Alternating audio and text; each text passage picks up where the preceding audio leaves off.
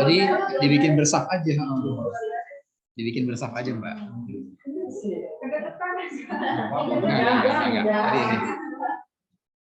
Kalau Mbak Heidi mau di sini ya.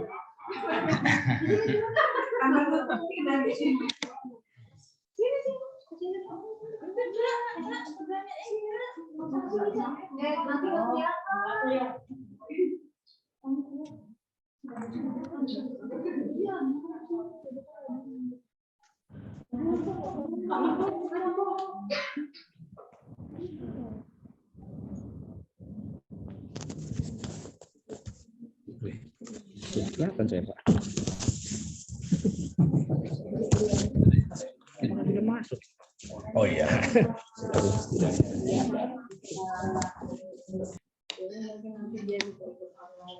Siapa lagi?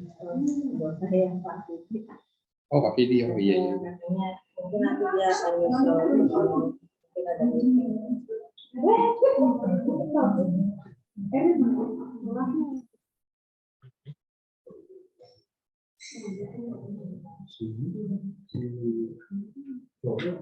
Ini coba. Dia kan baru jam 9. Baru beli ini takut tuh. Ada di random. Jadi makanya yang cowok tuh banyak kan soal yang menuju mereka lagi. Iya.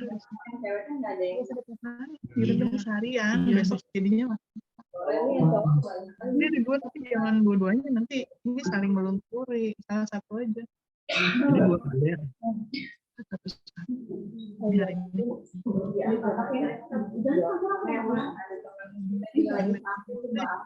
Oh iya. Sabun nggak? Masih belum sabun. Oh saran ini. Kayak aku persis kayak aku waktu itu.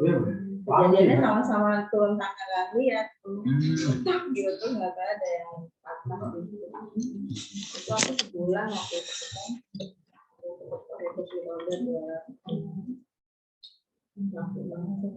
Kelihatan sakitnya pas lagi habis jatuh pasti. Sampai nggak bisa jalan dia. Jadi gitu itu adalah harusnya tuh jadi kurut ya. Karena gini kata tukang urut, oh ini enggak, kalau katanya kan dipegang tuh, oh ini kalau dipegang nggak sakit, berarti nggak apa-apa gitu. Karena jadi sebenarnya patokannya adalah kalau pada saat kita keseleo nggak bisa berdiri, itu berarti ada yang patah. Oh kalau nggak bisa ngengklek itu berarti cuma keseleo. Maksud saya begitu, sampai semua kering. Berdiri dong, bagaimana kok berdiri? Aduh, nggak pernah berdiri dong. Gitu, ternyata bener langsung dibawa ke mana ada yang patah bu, nggak boleh, sama aku nggak tahu juga. Nah terus pas bikin ibu, ininya keluar ini apa yang kayak cairan air gitu loh, besoknya aku kaget kok bisa, ya mungkin ada, udah dimulai aja. Kamu masih lagi emang masih lagi soal iya, nggak apa-apa, kita mulai aja deh. Kita mulai. Assalamualaikum warahmatullahi wabarakatuh. Waalaikumsalam. Alhamdulillah, puji syukur kepada Allah Subhanahu wa Ta'ala yang telah bisa memberi kesempatan kita untuk bisa bertemu lagi secara offline ya untuk kajian YMB ini. Jadi yang sebelum-sebelumnya kita offline, sekarang kita nyoba hybrid. Nah, ada yang online dan ada yang offline. Kebetulan sudah hadir di tengah-tengah kita Pak Ustadz Muni Indra. Dia akan menyampaikan kajiannya tentang adab menuntut ilmu yang kedua nih. Yang pertama agak lupa nih. Yang pertama. Oke, untuk mempersingkat waktu saja, kita buka kajian pada sore hari ini dengan basmalah. Bismillahirrahmanirrahim. Dan untuk mempersingkat waktu juga, langsung saya serahkan kepada Pak Ustadz Nida. Silakan Pak Ustadz Nida. Ya, terima kasih, Dino ya. Itu pakai nama ini aja ya, nama call center. Terima kasih Mas Dino. Auzubillahiminasyaitonirrajim. Bismillahirrahmanirrahim. Assalamualaikum warahmatullahi wabarakatuh. Waalaikumsalam. Alhamdulillah. Nahmaduhu wa nasta'inuhu wa nastaghfiruhu wa na'udzubillahi min syururi anfusina wa min sayyiati a'malina. May yahdihillahu fala mudhillalah wa may yudlilhu fala hadiyalah, amma ba'du. Qala Allahu ta'ala fil Qur'anil Karim, a'udzubillahi minasyaitonir rajim, bismillahirrahmanirrahim, wala taqfu ma laisa laka bihi ilm. Inna sam'a wal basara wal fuada kullu ulaika kana anhu mas'ula. Al-ayah. Yang saya hormati teman-teman semua, jamaah Majelis Taklim YMB, ya mujibat sailin, yuk menjadi baik, apalagi tuh pinter-pinter kita aja dah intinya ya. Mereka singkatannya, yang penting yang baik-baik. Bersyukur kepada Allah karena sore hari ini kita dapat kembali bermuwajahah secara langsung, hybrid lagi ya, online offline setelah sekian lama. Kajian kita sempat vakum, sempat juga jalan dengan cara online, kan gitu ya.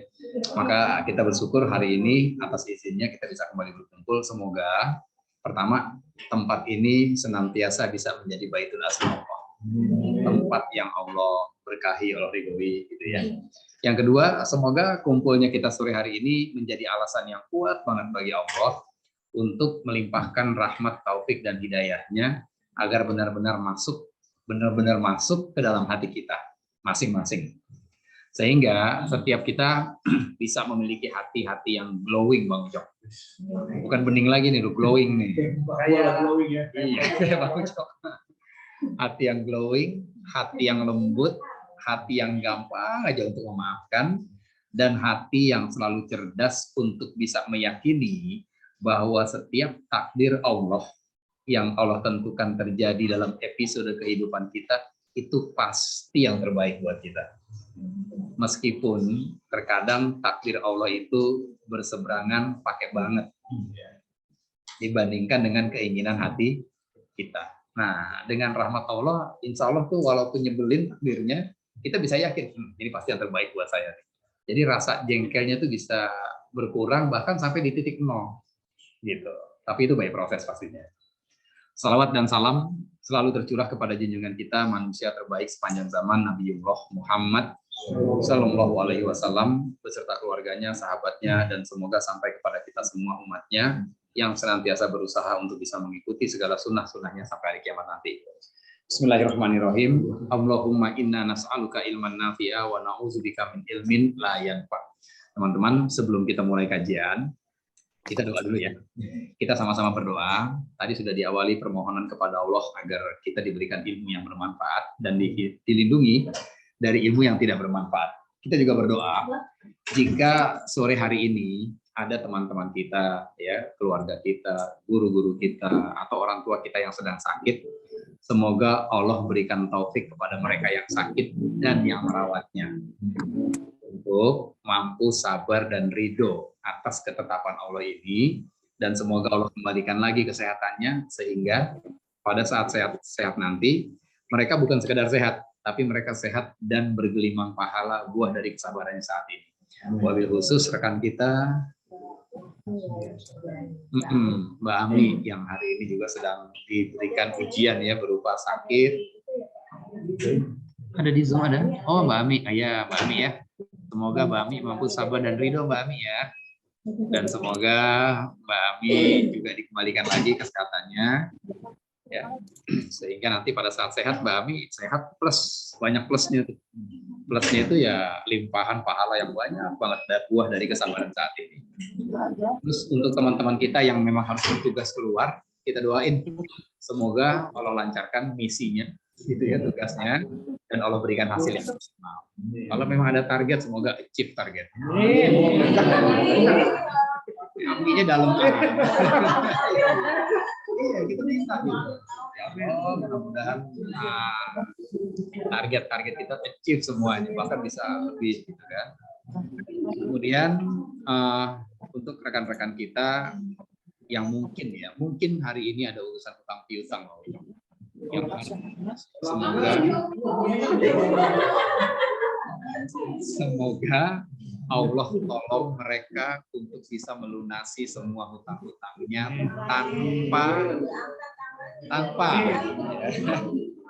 Jadi bisa melunasi semua hutang-hutangnya tanpa harus berhutang lagi. Amin.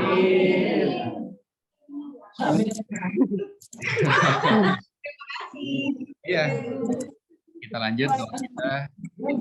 Kepada Allah, untuk rekan-rekan kita, orang tua kita yang Pertama yang paling genjang itu targetnya tercapai. Oh, ini Allah tutup semua Ustaz dalam banget. di akhirat, dan Allah tempatkan mereka semua di tempat yang terbaik di sisinya.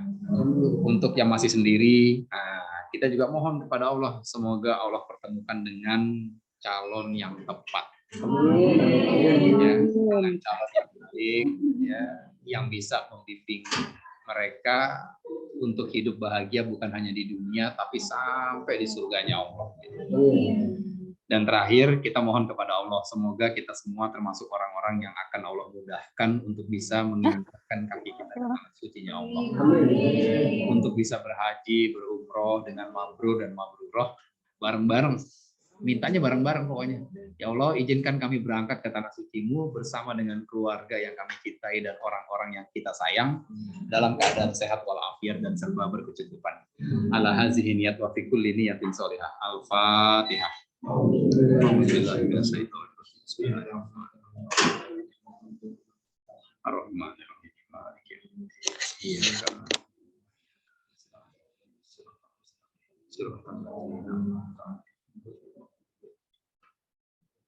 Amin, amin ya robbal alamin. Ya, makasih ya teman-teman. Semoga Allah ijabah semua doa-doa kita. Ya, langsung saja. Judul kajian kita sore hari ini adalah Adab Penuntut Ilmu bagian yang kedua. Saya nggak tahu bagian pertamanya masih lupa atau udah nggak ingat, saya nggak tahu. Kira-kira masih lupa atau udah nggak ingat, teman-teman? Adab penuntut ilmu yang pertama masih lupa nggak, Pak Happy? Masih lupa. Yang lain gimana, teman-teman? Masih lupa atau udah nggak ingat? Masih lupa. Jadi berarti meskipun judulnya Adab Penuntut Ilmu yang kedua, ya, tapi isinya kayaknya kita harus kembali ke adab yang pertama, ya. Insya Allah nggak ada ruginya kok, ya, karena ini penting banget. Dan ini menjadi pondasi, menjadi dasar kalau kita serius nih ngajinya. Maksudnya serius gimana sih? Maksudnya gini loh, orang yang serius ngaji maksudnya kajian gitu ya. Yang serius itu pasti dia berharap adanya perubahan ke arah yang lebih baik setelah dia selesai ngaji. Iya nggak sih? Nah, tapi di lapangan kita sering menemui, melihat, atau mungkin kita ngerasain di diri kita sendiri. Perasaan gue ngaji udah bertahun-tahun deh. Tapi kalau urusan ghibah masih master aja nih kayak gue nih, gitu. Iya, ngaji mau udah lama, udah sering dengar kata-kata ghibah tuh nggak boleh, dosanya tuh berat, tapi kita masih jago tuh kalau urusan ghibah. Bahkan ada di grup WA yang dijulukin Queen of Ghibah gitu. Gitu. Ya, kan aneh ya, kok gue udah ngaji masih suka ghibah sih. Ada orang yang udah ngaji bertahun-tahun, dia tahu sholat subuh itu wajib, tapi buat sholat subuh tuh berat banget, lewat gitu. Bukan kesiangan loh, ini lewat nggak sholat. Ada tuh yang begitu. Ada nggak kira-kira? Ada. Ada yang gitu. Ada juga orang yang sering ikut ngaji, ya, Ustadz A, Ustadz B, Majelis Taklim A, Majelis Taklim B. Dia dengar tuh kajiannya bahwa memaafkan itu bagus banget, punya sifat pemaaf tuh bagus banget. Tapi dia nggak bisa maafin orang. Berat gitu ya. Iya, berat banget gitu. Padahal kan maafin orang kan tinggal iya gue maafin. Udah sesimpel itu. Tapi tuh ya nyatain itu tuh Mbak Happy. Waduh, itu kayaknya berat banget ya. Mbak Happy ngomongnya dalam banget, berat gitu. Ya, kan gitu kan. Banyak di antara kita setelah bertahun-tahun ngaji, ya, dimanapun ngajinya, siapapun ustadznya, dan kita banyak banget paham tentang ilmu agama, sabar, ikhlas, pemaaf dan sebagainya, tapi dalam prakteknya kita nggak bisa. Saya tahu Pak pemaaf tuh baik, tapi saya kok nggak bisa banget maafin orang. Ada nggak kejadian gitu kira-kira? Pernah nggak ngalamin? Pernah ya. Pernah banget. Tahu nggak apa yang menyebabkan kita hanya tahu tapi kita nggak mampu mempraktekkan ilmu tersebut? Kira-kira apa penyebabnya? Sebel. Sama saya. Ngomong sebel mukanya kayak gitu. Hah? Sebel gimana maksudnya? Keselin aja. Orangnya tuh. Orangnya nyebelin sih, jadi saya nggak bisa maafin gitu. Ada. Oke, dia nggak bisa maafin karena orangnya nyebelin. Oke, siapa namanya, Pak? Enggak. Ega, nama panggung nih. Oke. Oh, nama asli. Nama asli. Asli. Nama aslinya asli. Mbak Asli nggak bisa maafin, tapi tahu kan? Eganya nggak apa ya. Tapi Mbak Ega tahu kan bahwa memaafkan itu baik, Oh iya betul. tapi nggak bisa maafin. Pokoknya itu udah kayak udah mendarah daging gitu. Iya. Jadi nggak bisa. Ya. Udah tahu ilmunya memaafkan itu baik, tapi nggak bisa maafin soalnya terlalu dalam palukannya gitu. Oke, baik ya. Ya, sebelahnya. Ini nyingkar namanya. Siapa? Nyingkar. Maya Nyingker. Iya. Gimana Mbak? Ada nggak sesuatu yang sudah Mbak Maya ketahui, tapi Mbak Maya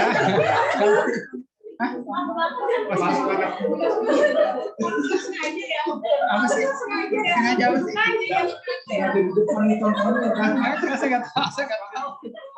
Ini nggak ada rekayasa nih. Ya, ini nggak ada rekayasa. Kita baru ketemu kan? Nggak ada rekayasa. Ya, Mbak ya.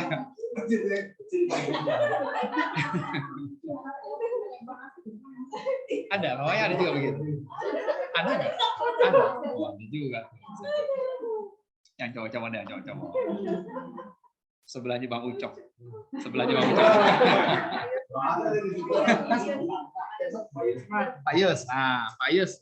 Ada nggak yang Pak Yus tahu dari pengajian nih? Aku dapat ilmu nih. Tapi waktu praktek nggak bisa gitu. Ya, Kalau beliau kan nggak bisa maafin nih. Nah, kalau Pak Yus apa kalau Pak Yus? bisa aja Pak, kalau masih ada ibunya yang ini. Masih ada egonya. Kasusnya sama, nggak bisa memaafkan juga. Tapi yang itu bisa. Nah, akhirnya bisa. Nah, yang lain nih. Yang Ada nanti kalau udah hilang nggak dari mana. oh gitu. Oke. Oke, Bang Ucap. Yang lain ya kasusnya ya. Jadi gini loh, misalnya gini. Saya tahu Pak Indra sholat subuh itu wajib, tapi saya nggak bisa. Gitu misalnya. Oh iya, oke. Silakan Bang. Mungkin kalau sholat itu rumah saya ke masjid dekat. Paling sekitar 50 meter. Oh, oke. Itu bahasa Inggrisnya kesandung nyampe. Untuk sholat udah bangun. Jam 5 udah bangun tuh. Allahu Akbar. Yang ajar Mas Joko, kira-kira begitu ya? Iya, iya. Gila. Semenit lagi deh, ya. 2 menit lagi. Bisa jadi seminggu itu mungkin 2 kali ke masjid. Nanti setelah itu tuh besok mulai malas lagi tuh. Terus lagi tuh. Ya malas aja gitu.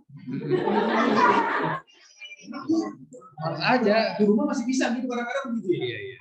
Mungkin harus dirubah lagi mungkin bagaimana cara pandangku tentang sholat berjamaah di masjid itu. Kadang bisa, terus nanti minggu kedua Malas lagi. Oke, secara teori tahu nggak bahwa sholat berjamaah pahalanya lebih tinggi? Tahu kan?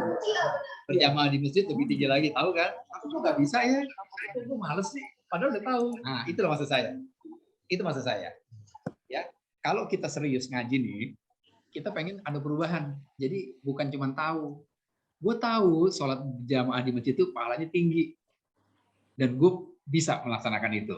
Itu kan harapan kita kan? Nah, yang terjadi, gue tahu sholat di masjid berjamaah itu bagus, tapi kenapa gue lebih milih di rumah ya? Padahal udah tahu. Kenapa hal itu terjadi? Nah, ini nih, materi ini yang akan merubah, insya Allah ya, dengan izin Allah, setelah teman-teman memahami materi ini, kita nggak hanya tahu tentang sesuatu, tapi kita tahu dan kita dimampukan oleh Allah untuk bisa mengeksekusi ilmu tersebut. Enak nggak kalau bisa begitu kira-kira? Enak. Sekali ngaji, pulang berubah tuh. Pasti berubah. Berubahnya lebih baik. Lebih baik tuh nggak berarti langsung sholat terus di masjid. Enggak. Iya. Berubah itu Artinya kalau satu hari teman-teman di sini ngegibahin 12 orang per hari nih. Ya. Per hari ya. Paling 2-3 orang ya.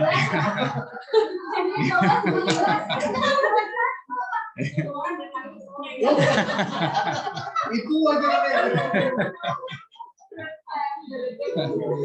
Misalnya per hari kita ngegibahin 2 orang. Per shift tapi pagi 2, siang 2. Berarti kan sehari 6. Niat banget gitu. Terus ngaji. Begitu ngaji, ngajinya pakai ini nih, pakai adab nih. Maka pulang dari kajian, besokannya masih ngegibah mungkin, tapi tinggal 5. Besokannya ngaji lagi tinggal 4. Terus aja gitu sampai akhirnya jadi malaikat gitu. Bulunya muncul dikit-dikit tuh, muncul. Akhirnya jadi malaikat. Gitu maksudnya ya. Jadi nggak langsung maju langsung hebat, enggak, tapi by proses. Pengen kan bisa begitu kan? Nah, kalau pengen kita harus balik ke adab yang pertama Mbak Luki ya. Oke. Adab penuntut ilmu yang pertama itu sama juga dengan judul kajian yang judulnya Kiat Sukses di Majelis Ilmu. Sama tuh. Isinya sama persis. Jadi kalau judulnya Kiat Sukses di Majelis Ilmu, berarti maknanya ada nggak orang yang gagal di majelis ilmu? Ada. Ya kan? Kalau ada kiat sukses, berarti ada orang yang gagal di majelis ilmu. Makanya dibikin kiat suksesnya. Nah, kiat sukses itu ini. Kiat sukses di majelis ilmu, kalau kita ingin berubah di majelis ilmu, setelah pulang dari kajian, maka beradablah ketika kita ngaji. Adabnya apa sih kalau ngaji? Ulama, ada seorang ulama yang mengumpulkan adab tentang penuntut ilmu ini dalam satu kitab yang berjudul, yang nama kitabnya itu Tazkiratus Sami' wal Mutakalim fil Adabil Alim wal Mutta'alim. Coba diulang. Ulang judul bukunya, diulang.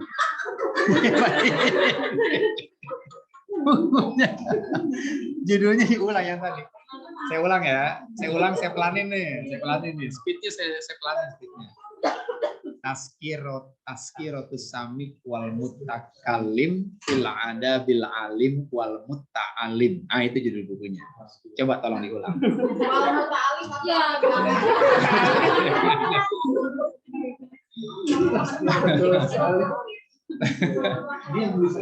Yang nulis aja nggak selesai. Tazkiratus Sami' wal Mutakalim fil Adabil Alim wal Mutta'alim. Itu judul bukunya. Isinya adalah adab-adab yang harus kita lakukan ketika kita lagi begini, lagi kajian. Nggak tebal sih segini, ya, tapi pembahasannya lama banget. Dan itu menarik. 1-2 poin aja kita pahami, itu bisa merubah kita, total berubah kita. Intinya gibah 12 jadi 11, 11 jadi 10. Pokoknya begitu terus. Kalau kita beradab. Jadi penting banget nih, ya. Dan ini jadi fondasi yang sangat nggak boleh enggak kita pahami. Apa adabnya? Adab ketika kita hadir di majelis ilmu seperti ini, atau tata tertibnya, Mbak Uki, itu yang bikin langsung Allah. Bukan Nabi, bukan malaikat, bukan Allah langsung yang ngatur itu. Buka surat Al-A'raf, surat ke-7, ayat 204. Surat 7, surat Al-A'raf ya. Surat ke-7, ayat 204. Surat ke-7. Surat 7, 204.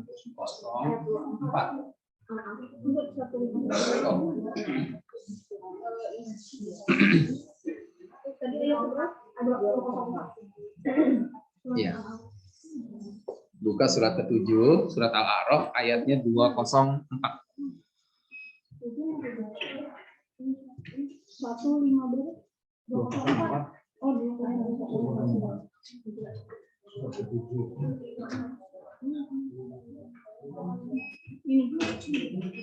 Ada yang udah ketemu? Belakangnya Mbak Uki. Siapa nih Mbak Uki? Udah ketemu? Oh belum, kira udah. Kalau pakai HP lebih cepat biasanya. Bang Dino udah ketemu? Oke, Bang Dino tolong baca ya. Sebentar teman-teman. Sambil cari, Bang Dino udah dapat. Silakan Bang Dino baca. Indonesianya aja Pak. Kalau nggak bisa baca Indonesianya, baca Arabnya aja Bang Dino. Nggak serius. Bismillahirrahmanirrahim. Wa idza quri'al Qur'an fastami'u lahu wa ansitu la'allakum turhamun. Ya. Artinya. Dan apabila dibacakan Al-Quran, maka dengarkanlah dan diamlah agar kamu mendapat rahmat. Oke, ya. Ini tata tertib yang Allah sendiri yang bikin. Kata Allah, wa iza quri al-Qur'anu, dan apabila Al-Quran sedang dibacakan. Kalau sedang dibacakan berarti yang baca kita atau ada pihak lain? Pihak lain. Maksudnya siapa nih? Si pemateri. Apapun sebutannya, Pak Ustadz, Pak Kiai, dosen, dan apa, terserah deh. Apabila Quran sedang dibacakan, dijelaskan, dan dijabarkan, fastami'u lahu, kata Allah, maka dengarkanlah. Dalam beberapa Quran, terjemahannya, maka dengarkanlah baik-baik. Ada nggak teman-teman yang Qurannya begitu tuh terjemahannya? Ada kata dengan baik-baiknya? Ada ya? Ah, gimana tuh? Gimana? Oh, ya kan? Tuh, dengerinnya bukan sekedar dengerin, tapi dengerinnya baik-baik. Apa sih yang dimaksud dengerin baik-baik? Yang namanya mendengarkan baik-baik itu pada saat Quran sedang dijelaskan, tidak ada aktivitas lain yang kita lakukan kecuali listening to apa yang dijelaskan. Tidak ada aktivitas lain, itu bermakna kita dengerinnya baik-baik. Jelas nggak? Jelas. Berarti kalau lagi kajian begini, kita dengerin, tapi sambil update status nih. Kita dengerin nih, ya kan? Ceritanya pura-pura buka Quran kan. Pusatnya nggak tahu. Quran gitu. Itu sambil baca Quran. Iya, kan pertama kelihatannya ayat nih. Ayat dia buka aplikasi Quran kan. Habis itu sebentar gue lagi ngaji gitu. Bisa nggak gitu? Bisa tuh. Update status. Kalau enggak bikin Insta story deh. Nyalain. Kalau gini masih mending. Yang parah, guys, gue lagi ngaji. Lagi ngaji nih, terus dia begini nih. Tuh, Ustaz. Tapi sebelum saya potong. Ya, silakan dipotong Pak. Misalkan kita lagi kajian begini, kemudian saya meng-share tentang Al-Quran itu di IG saya, di saat yang sama, bisa jadi mungkin itu bagian dari dakwah bikin juga. Iya. Menurut aku ya. Iya. Terlepas itu pun ada aktivitas yang kita lakukan, tapi itu tidak mengganggu aktivitas yang sedang berlangsung. Iya. Jadi kita ambil Instagram atau WA, tapi dengan sumber itu ya. Itu menurut aku bagian dari. Terus kita share gitu ya. Bagian dari awal. Mungkin orang yang sedang tidak mengaji, jadi ikut ngaji. Iya, jadi kepo nih. Iya. Bisa juga ya. Oke. Bisa juga, tapi nanti sebenarnya ada kotak yang berbeda nih Bang Ucok. Ada kotak yang berbeda, itu bener nggak ada salahnya ya. Gue ngasih ilmu kok, based on Quran juga. Akhirnya banyak yang tahu juga kan, banyak yang baca. Nah, tapi itu kotak dakwah namanya. Kotak dakwah ya. Dakwah itu apa? Nyampein. Sekarang kita lagi ada di kotak dakwah atau kotak belajar nih? Kita di kotak belajar gitu. Makanya Allah atur. Kalau Quran sedang dijabarkan, fastami'u lahu, dengerin deh baik-baik. Dengerin baik-baik itu tidak ada aktivitas lain. Nah, maka kalau lagi kajian jangan sampai update status, balas WA dan sebagainya. Bisa kan sambil ngaji balas WA bisa nggak? Bentar. 17.15 deh gue balas gitu. Bisa tuh. Jangan tuh, kata Allah nih. Ya. Terus apalagi makna dengarkan baik-baik? Dengarkan baik-baik itu ya seperti yang kita lakukan sekarang. Ya, kita setting tanggal 24 Oktober 2022 jam sekian kita ngaji. Itu kan artinya nggak ada aktivitas lain. Hari itu di jam itu gue pengen ngaji. Nggak ada ya. Pokoknya nggak ada cerita lu nyuruh gue ini. Pokoknya sampai kajian selesai nggak ada. Gue pengen ngaji. Itu namanya kita mendengarkan baik-baik. Jelas nggak sampai sini? Jelas. Nah, setelah fastami'u lahu, kalimat berikutnya wa ansitu. Dan diamlah. Disuruh diam, Allah yang nyuruh nih. Berarti boleh nggak kalau lagi ada kajian terus kita bikin kajian tandingan di belakang? Di belakang biasanya barisnya softnya di belakang tuh. Oh gitu. Dia ngaji juga bikin tandingan. Bikin kajian perjuangan di belakang tadinya. Boleh nggak berarti kalau gitu? Nggak boleh loh. Udah nggak boleh, Allah yang bilang tuh. Tapi sering nggak kejadian? Sering kejadian. Setiap hari Jumat. Gitu. Ya kan? Iya. Jadi gitu kan? Allah yang atur nih. Dan diamlah. Nah, pengertian diam di sini pertama nggak ngobrol. Yang kedua, diam yang dimaksud di ayat ini bukan diam yang nyender terus ngimpi. Karena nyender ngimpi kan diam juga, anteng banget lagi. Iya, goyang lagi kayak orang zikir. Padahal ngimpi. Bukan itu maksudnya. Dijelasin tuh dalam kitab itu. Yang dimaksud diam di sini, diam memperhatikan apa yang disampaikan oleh si pemateri sampai di titik, maaf nih, maaf banget buat yang belum pegang catatan, sampai di titik mencatat apa yang disampaikan. Itu yang dimaksud pastami ulahu wa ansitu. Ya, gue nggak pegang kertas, agak bilang lagi tadi gitu. Enak kan? Dibilangin ya. Oke, jadi walaupun kertas lembar nggak apa-apa kamu siapin kertasnya, siapin bolpen atau minimal dicatat. Kenapa? Kalau begitu gaya kita hadir di majelis ilmu, saya ulang ya. Kalau begitu tuh style kita hadir di majelis ilmu, siapapun ustadznya, pokoknya dimanapun kita ngaji, bawa catatan, dengerin, nggak ngobrol dan sebagainya. Closing ayatnya apa? La'allakum turhamun. Apa artinya Bang Dino? Mendapatkan rahmat. Agar kamu mendapat. Agar kamu mendapat rahmat. Kalau agar mendapat rahmat berarti pasti atau masih 50-50? Pasti. Pasti ya? Agar kamu mendapat rahmat. Belum pasti. Belum pasti. Iya.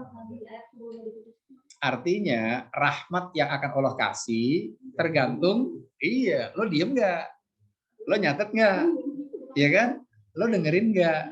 Gitu. Kalau enggak, ya nggak jadi rahmatnya. Jelas nggak sampai sini? Jelas. Kita ganti kalimat kata agarnya supaya. Boleh, supaya kamu mendapat rahmat. Agar aja tidak kita mengerti, coba kita ganti dengan supaya. Lebih gampang pahamnya gitu ya.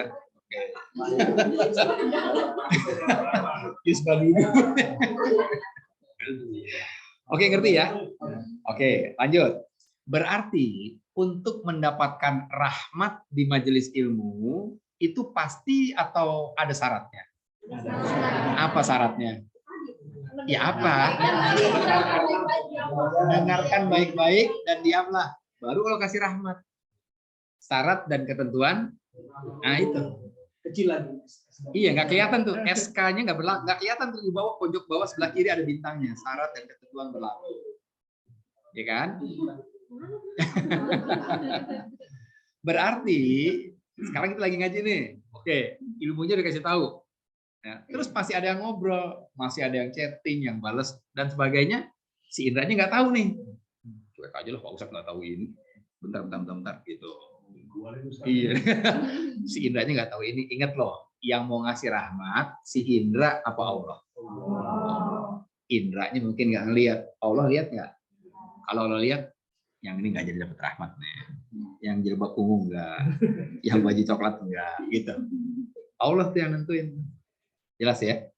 Maka kalau nanti pada saat kajian berlangsung terus ada yang ngobrol di belakang, terus saya diem nih. Teman-teman jangan berpikir, ini ustadznya baperan nih, males gue deh gitu.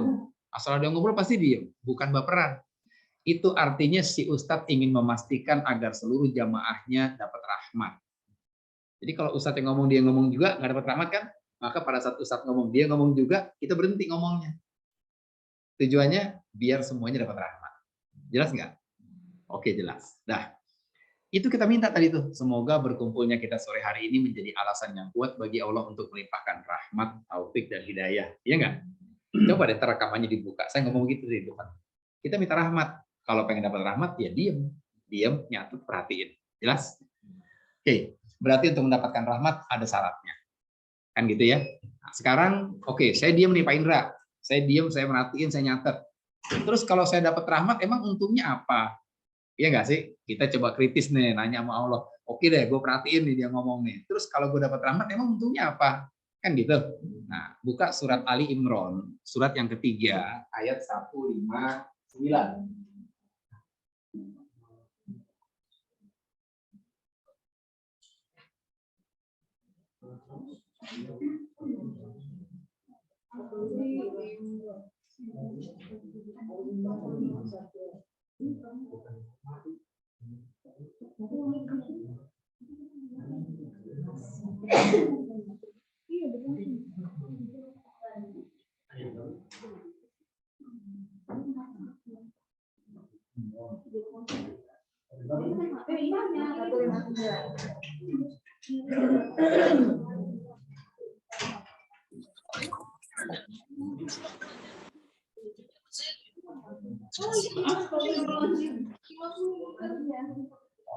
Ya. Jadi kalau kita mendengarkan baik-baik dan kita diam pada saat kajian berlangsung, diamnya itu maksudnya nyatet, gitu kan? Apa kata Allah? La'allakum turhamun. Insya Allah kamu akan dirahmati. Terus kalau dapat rahmat, emang apa sih efeknya buat kita, kan gitu? Dan kalau kita nggak dapat rahmat, apa juga efeknya buat kita? Jawabannya di situ tuh. Ali Imran 159, udah ketemu belum? Sudah, Bang Ucap? Tolong Bang Ucap baca Bang Ucap. Depannya aja Bang Ucap, sepenggal. Artinya dia, Iya, artinya aja. Bismillahirrahmanirrahim. 159 maka berkat rahmat Allah engkau dan Gunung Muhammad berlaku lemah lembut kepada mereka. Iya, dah segitu aja. Yang lain belum ketemu belum? Nah, lihat ayatnya ya. Fabima rohmatim minallahi lintalahum, kata Allah. Maka berkat rahmat dari Allah lah engkau dalam kurung Muhammad bisa bersikap lemah lembut terhadap mereka. Allah yang bilang. Jelas ya? Biar berantem aja. Oke. Hanya berkat rahmat dari Allah lah engkau bisa bersikap lemah lembut terhadap mereka. Engkaunya itu Muhammad. Kalau kita tidak tahu asbabun nuzul, behind the scene turunnya ayat ini, kita nggak dapat poin apa-apa nih. Saya ceritain dikit aja. Ayat ini turun karena baru saja beres perang Uhud. Waktu perang Uhud, Rasulullah menang apa kalah? Kalah. Gara-gara apa? Apa penyebab perang Uhud Rasulullah dan sahabatnya kalah tuh di perang Uhud? Kenapa tuh gara-garanya? Itu masalah yang pasukan tentaranya lebih besar. Bukan. Hampir benar tuh, udah ada kata pasukan, benar tuh. Apa? Rampasan perang. Hampir benar. Yang bikin Rasulullah kalah di perang Uhud karena pasukan pemanah yang disuruh standby di bukit. Kata Rasulullah, ente nih pasukan pemanah standby di bukit ya, jangan ada yang turun apapun yang terjadi. Siap? Begitu katanya. Sami'na wa ta'na. Oke, menang udah nih, posisi udah menang. Harta rampasan dikumpulin di bawah. Yang pemanah ngelihat, banyak nih rampasan perang nih. Turun dia. Silo ngelihat barang-barang rampasan perang pada turun. Begitu turun, bukit dikuasai musuh, diserang balik, kalah. Oke. Kalahnya bukan sekedar kalah nih. Yang harus kita pahami, posisi Rasul kalah di situ bukan sekedar kalah. Pertama, Rasulullah kalah. Yang kedua, di saat itu geraham Rasul itu sampai pecah lantaran perang tadi. Yang ketiga, salah satu paman Rasul yang sangat dia cinta itu gugur di medan perang, di perang Uhud. Siapa tuh? Hamzah. Meninggal. Oke, jangan berhenti di situ. Lihat lagi meninggalnya gimana? Meninggalnya Hamzah itu dadanya dibelah sama seorang perempuan bernama Hindun. Jantungnya dimakan mentah-mentah. Isi perutnya dijahit, dibikin kalung, dipakai kalung sama tuh perempuan. Hindun namanya. Saking bencinya dia sama Hamzah. Selesai? Enggak. Hidung, kuping digunting. Jadi udah nggak ada hidungnya, udah nggak ada gunting, udah nggak ada kupingnya, matanya dicungkil, dirusak tuh. Sehingga pada saat perang Uhud selesai, Rasul melihat pasukannya meninggal, nggak kenal kalau itu tuh pamannya. Merinding lihat gitu.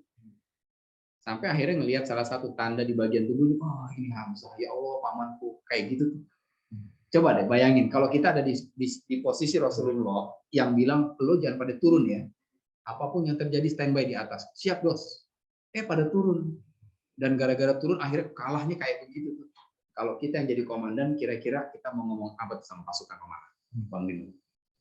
Enaknya kita apain deh? Iya, bayangin Bang Dino jadi komandannya. Terus begitu kelakuan anak buahnya tuh. Dan bikin Bang Dino kalah, paman Bang Dino wafatnya kayak begitu, gigi Bang Dino hancur dan geraham. Kira-kira mau bilang apa tuh mau pasukan? Saya nggak bisa marah Pak Ustadz. Nggak bisa marah. Hah? Tapi dongkol. Iya. Iya kan? Minimal apa Bang Ucok? Minimal kita bilang apa sama dia nih?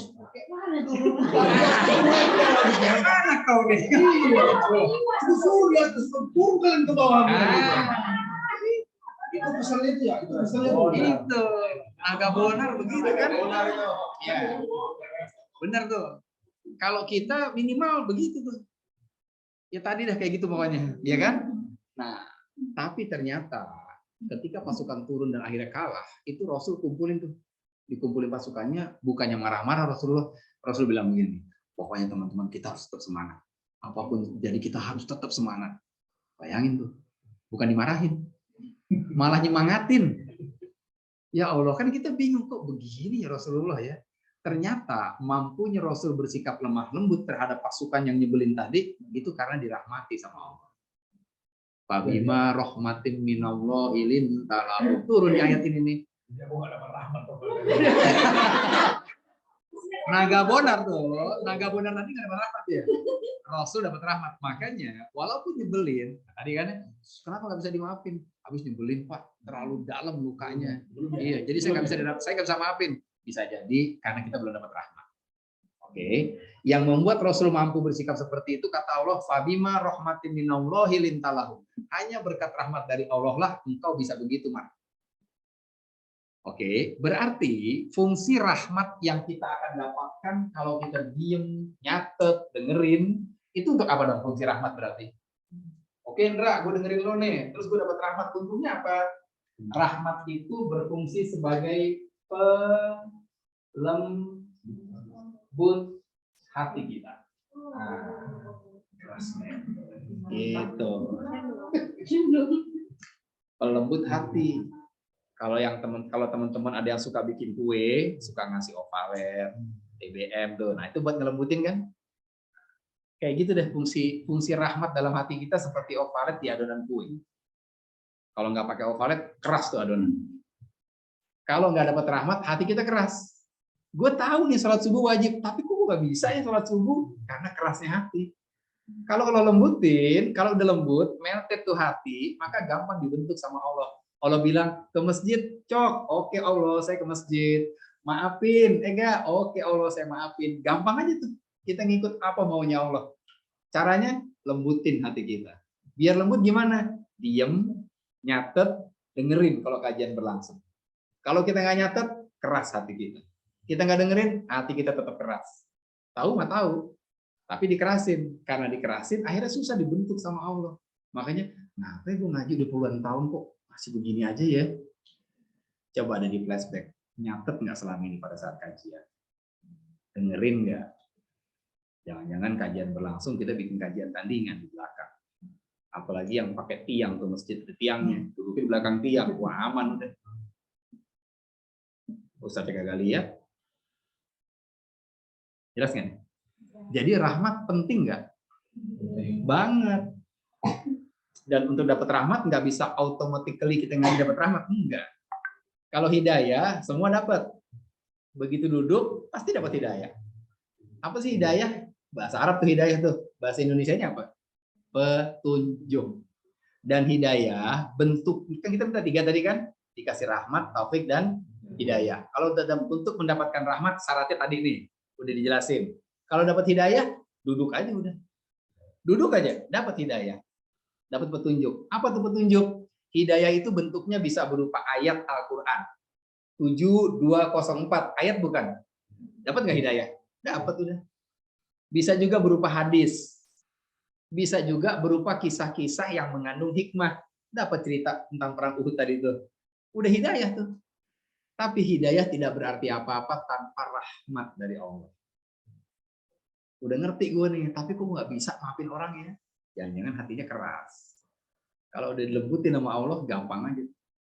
Sedalam apapun luka yang dibuat oleh si pelaku tadi, kebaikan. Gitu. Lihat, Di Selandia Baru beberapa waktu yang lalu ada anak muda nembakin jamaah di masjid. Banyak yang mati. Salah satu korban adalah istri dari imam di masjid itu. Si imam lihat tuh istrinya ditembak sama orang, mati. Coba bayangin kita ada di posisi dia, istri kita ditembak mati depan mata. Kalau kita ketemu nih sama yang nembak, enaknya kita apain, Bang Bonar? Kita apain enaknya? Ini ditembak mati, Bang. Enaknya kita apain? Hah?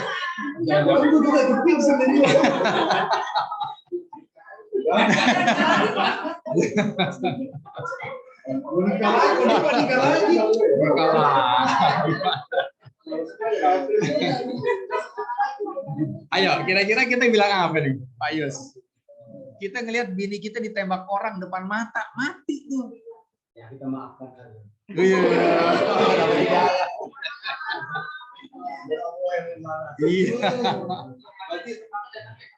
Dapat rahmat. Ya, kita ngebayanginnya aja udah, aduh saya nggak tahu mesti ngapain nih Pak Indra. Karena dalam banget tuh lukanya. Coba, beratan mana tuh? Ngelihat pasangan yang kita sayang ditembak orang dan mati depan mata kita dengan kasusnya Mbak Ega, kira-kira mana yang lebih berat? Kalau kasus sama nggak ada Tandingannya, nggak ada apa-apanya kan? Iya.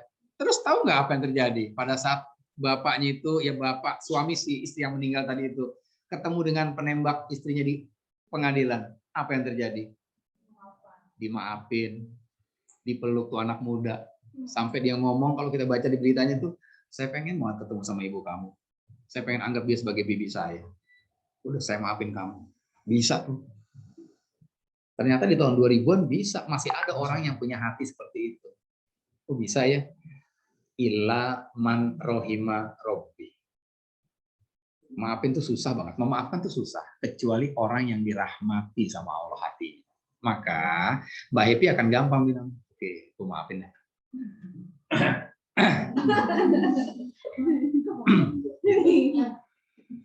Ya, jadi kalau selama ini kita sudah tahu satu teori ilmu tentang agama dan kita belum bisa mengeksekusi, maka penyebabnya pasti karena hati kita yang masih keras. Iya, kurang lembut. Jelas ya? Apa? Kurang butter. Mixernya kurang lama juga kali ya. Gitu ya, jelas ya?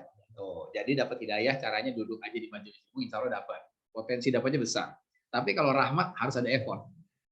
Effortnya apa? Nahan mulut, nggak ngomong, ya kan? Kemudian mencatat dan memperhatikan. Tinggal apa yang belum? Taufik.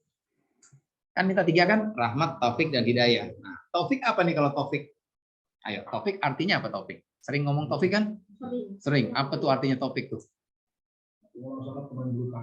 Nah. Itu OB tuh Pak, taufik OB itu. Ayo, apa artinya taufik teman-teman?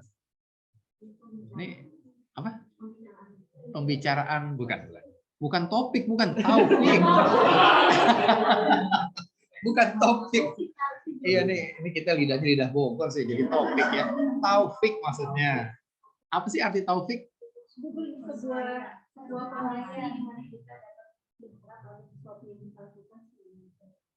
Sesuai dengan keinginan Allah. Tuh bahasa Google banget tuh. Iya, bahasanya bahasa Google banget. Tapi nggak apa-apa. Kita hargai effortnya kan keren ya. Iya benar tuh, ya Mbak. Tapi simpelnya gini, taufik itu bahasa Arab. Kalau bahasa Indonesianya, taufik itu sama dengan helping. Apa tuh helping? Pertolongan. Jadi kalau kita minta ya Allah berikan taufik kepada kami, itu kalau diterjemahin ya Allah berikan tolong kepada kami. Pertolongan, helping. Taufik itu pertolongan. Jadi setelah kita dapat hidayah, hal kedua yang kita butuhkan adalah rahmat atau hati yang lembut. Setelah hatinya lembut, kita masih butuh lagi satu poin, yaitu pertolongan Allah. Kenapa? Tidak ada satu ibadah yang segampang apapun yang bisa dilakukan oleh seorang hamba kecuali dia ditolong sama Allah. Apa contoh ibadah yang paling simpel dan gampang banget nggak pakai modal? Senyum. Senyum gampang kan? Tinggal senyum doang. Selesai. Oke. Mbak Happy, gedek banget sama ini siapa namanya nih? Maya. Lita. Oke. Oke ya, ceritanya Happy gedek banget sama Lita. Gedek banget nih. Yang lain sih enggak, yang lain biasa aja sama Lita. Cuma dia doang yang gedek nih. Lita lewat depan meja dia. Mau nggak senyum dia kira-kira? Borok. Gimana, Bi? Nggak batuk, mendadak batuk. Iya kan? Pokoknya nggak sibuk begitu Lita lewat, pura-pura gini kertas. Males banget dia senyum. Padahal kan tinggal senyum doang. Senyum tuh ibadah yang gampang, nggak pakai modal, cuma narik otot kiri kanan doang. Senyum selesai. Tapi kalau nggak ditolong Allah, kita nggak bisa loh senyum terhadap orang yang kita benci. Iya kan? Iya nggak sih? Iya. Untuk senyum aja kita butuh pertolongan dari Allah. Apalagi ibadah yang lain, memaafkan, butuh banget tuh.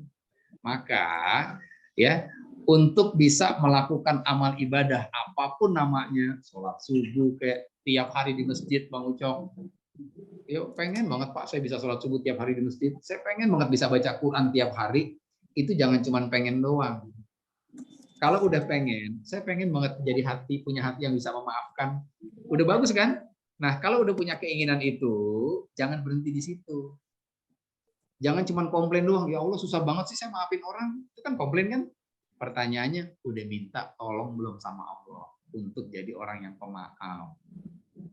Jangan-jangan mintanya duit mulu sama Allah. Ya Allah, berikan rezeki yang duit lah. Habis asar, duit lagi. Ya Allah, berikan rezeki yang banyak, duit lagi. Kan gitu kan? Kita sering nggak minta duit sama Allah? Banget. Pernah nggak minta, ya Allah, tolong lembutkan hati saya, ya Allah? Belum pernah. Bukan belum pernah, kepikiran aja enggak Pak. Saya nggak kepikiran tuh. Bang Nino, nggak kepikiran gitu. Minta tolong dilembutin hati, belum kepikiran. Belum pernah selama itu minta. Nah, iya kan? Iya, nggak kepikiran kita. Padahal lembutnya hati itu penting nggak? Penting. Hati yang lembut membuat Mbak Happy bisa maafin orang. Hati yang lembut membuat Mbak Ega bisa senyum sama Mbak Lita. Gitu. Keras hati kita nggak bisa, kita sekedar senyum aja nggak bisa. Jelas nggak tuh? Jadi minta tolong tuh harus. Jangan cuma merasa, kok susah banget sih baca Quran tiap hari. Udah minta tolong belum sama Allah, digampangin baca Quran tiap hari. Ternyata belum. Bukan belum Pak Indah, nggak kepikiran tuh. Nggak kelintas di sini nih. Yang kelintas cuma duit, lunas utang, duit, lunas utang, gitu terus. Minta. Jangan bohongin diri sendiri. Kita kan sering ngomong sama Allah. Iya kan? Kita sering ngomong sama Allah tuh. Apa yang kita minta sama Allah? Ihdinas sirotol mustaqim. Ya Allah, tunjukin jalan yang lurus. Ditunjukin sama Allah tuh Quran jalan lurusnya. Qurannya dikasih, dibacanya enggak. Iyyaka na'budu wa iyyaka. Nah, apa artinya? Yang lain diam, yang lain di silent dulu. Apa arti iyyaka na'budu wa iyyaka nasta'in? Apa artinya, Pak? Dia mendadak banyak semutnya di sini nih. Masalahnya gatal. Jangan baca, jawab. Jangan baca. Boleh call a friend, boleh 50-50. Mau yang mana? Baca. Bukan jalan-jalan enggak. Hari nih Baluki nih. Dari TK udah ngomong tuh. Iya karena berdua. Iya artinya apa ya? Apa artinya? Ayo, silakan nyontek. Nah, kalau friend. Gak, gue lagi ngaji nih, Gak. Ustaznya nanya nih, Gak. Artinya apa nih, Gak? Iya karena berdua, iya karena stain. Wah, ngeri loh. Iya.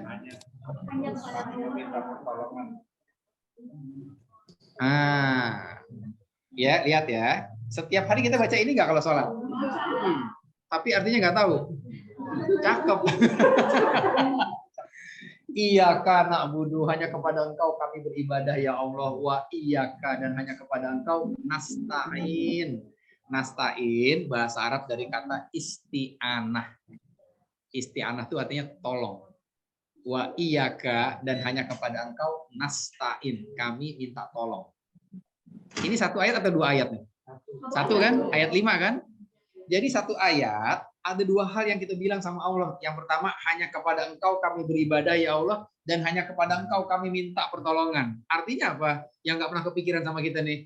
Ternyata yang namanya ibadah, apapun bentuknya, itu nggak ada yang bisa kita kerjakan tanpa pertolongan dari Allah.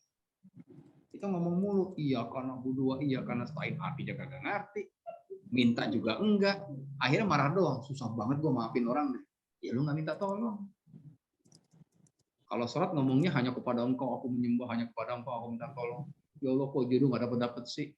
Begitu jodoh nggak dapet, yang dimintain tolong bukan Allah. www.jodoh.com. Iya, kira pusing duit. Begitu bingung kerjaan, www.locker.com. Begitu bingung duit, apalagi pinjol.com. Nggak punya jodoh, www.jodoh.com. Itu mulu, Allah hilang. Iya. Kan gitu. Ya. Itu tuh ayat 5 surat Al-Fatihah menyadarkan kita bahwa tidak ada ibadah yang bisa kita kerjakan tanpa pertolongan dari Allah. Dan pertolongan Allah itu kudu harus wajib kita minta. Sahabat Rasul tuh mau ngikat sepatu aja minta tolong sama Allah. Minta tolong. Ya, sampai di sini. Nah, apa sih minta tolong Allah tuh gimana sih? Ribet banget enggak kayaknya, apa-apa minta tolong, masa ikat sepatu aja minta tolong. Ya, Rasul bersabda, kullu amrin jibalin la yubda'u bihi bismillah fahuwa aqta. Setiap perkara yang tidak dimulai dengan bismillah maka akan tertolak. Jadi sia-sia. Berarti bismillah penting nggak? Ya. Kalau mau makan baca bismillah nggak? Mau minum? Mau mandi? Mau pergi kantor? Dan seterusnya. Ya kan? Apa sih arti bismillah? Dengan enggak pakai ar-Rahman-ar-Rahim, bismillah. Iya, berarti kan menyebut nama Allah. Oke, teman-teman perhatikan ya. Kenapa Rasul nyuruh kita baca bismillah? Mau kerja baca bismillah, mau bikin report baca bismillah, mau bikin target baca bismillah. Kenapa sih? Bismillah. Ini lihat nih. Bi yang berarti dengan, bihi dengannya. Bismillah dengan ismun dengan nama Allah. Bi yang ada dalam awal kata bismillah itu dijelaskan oleh para ulama artinya bi isti'anah. Apa arti isti'anah tadi? Pertolongan Allah. Jadi waktu kita bilang bismillah, mau minum nih, bismillahirrahmanirrahim. Itu secara nggak langsung, secara kita nggak paham nih, secara kita nggak sadar, ya Allah tolong saya mau minum nih. Kita minum, itu effort kita nih ya. Kelihatannya usaha kita nih minum nih. Ambil gelas ke mulut. Oke? Dah. Lewat dari kerongkongan, tuh air turun ke mulut kita. Yang ngatur siapa tuh? Itu Allah yang ngatur tuh. Dia masuk ke saluran makanan, bukan ke saluran pernapasan. Pernah nggak minum keselak? Pernah kan? Enak nggak rasanya? Udah perih. Perihnya tuh di sini nih. Itu pas gibah itu. Lagi ngomongin ega, orangnya lewat. Batuk tuh. Jadi waktu kita mau ngaji tadi, mari kita awali kajian dengan membaca basmalah. Bismillah. Artinya, ya Allah saya mau ngaji, tolongin dong. Tolongin apa? Tolongin biar saya gampang ngerti apa yang disampaikan si guru. Bisa jadi loh ngaji bareng, semuanya ngerti, yang satu nggak ngerti. Pernah nggak di kelas begitu? Ngerti anak-anak, ngerti, yang satu kenceng. Enggak, satu orang tuh, Ucok namanya di belakang duduk.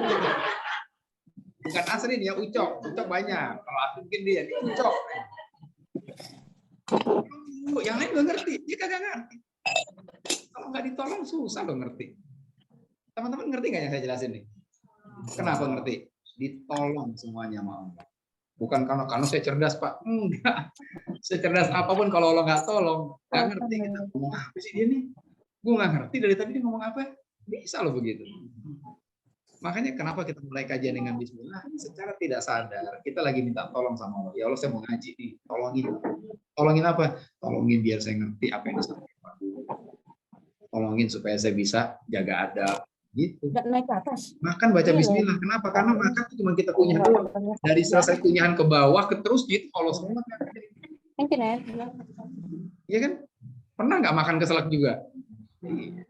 Allah kalau nggak tolong kita untuk sekedar minum aja itu nggak bisa loh Mas. Ada nggak orang yang disuapin air? Ada. Iya, orang kalau udah sakit udah bed rest nih. Itu disuapin sendok-sendok masuk. Wah, kalau nggak tolong nggak bisa tuh lewat sini. Jadi makna bi dalam kata bismillah itu adalah bi isti'anah. Bi minta tolong. Makanya apa-apa tuh minta tolong sama Allah. Makanya kalau beberapa di rumah seringnya di kan. Di dari rumah itu jarang. Di.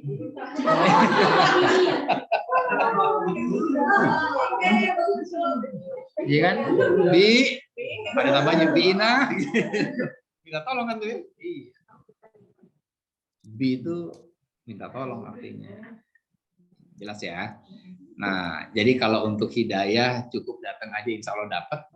Tapi kalau rahmat harus ada effort lebih, kita harus diem, dengerin, perhatiin, nyatet.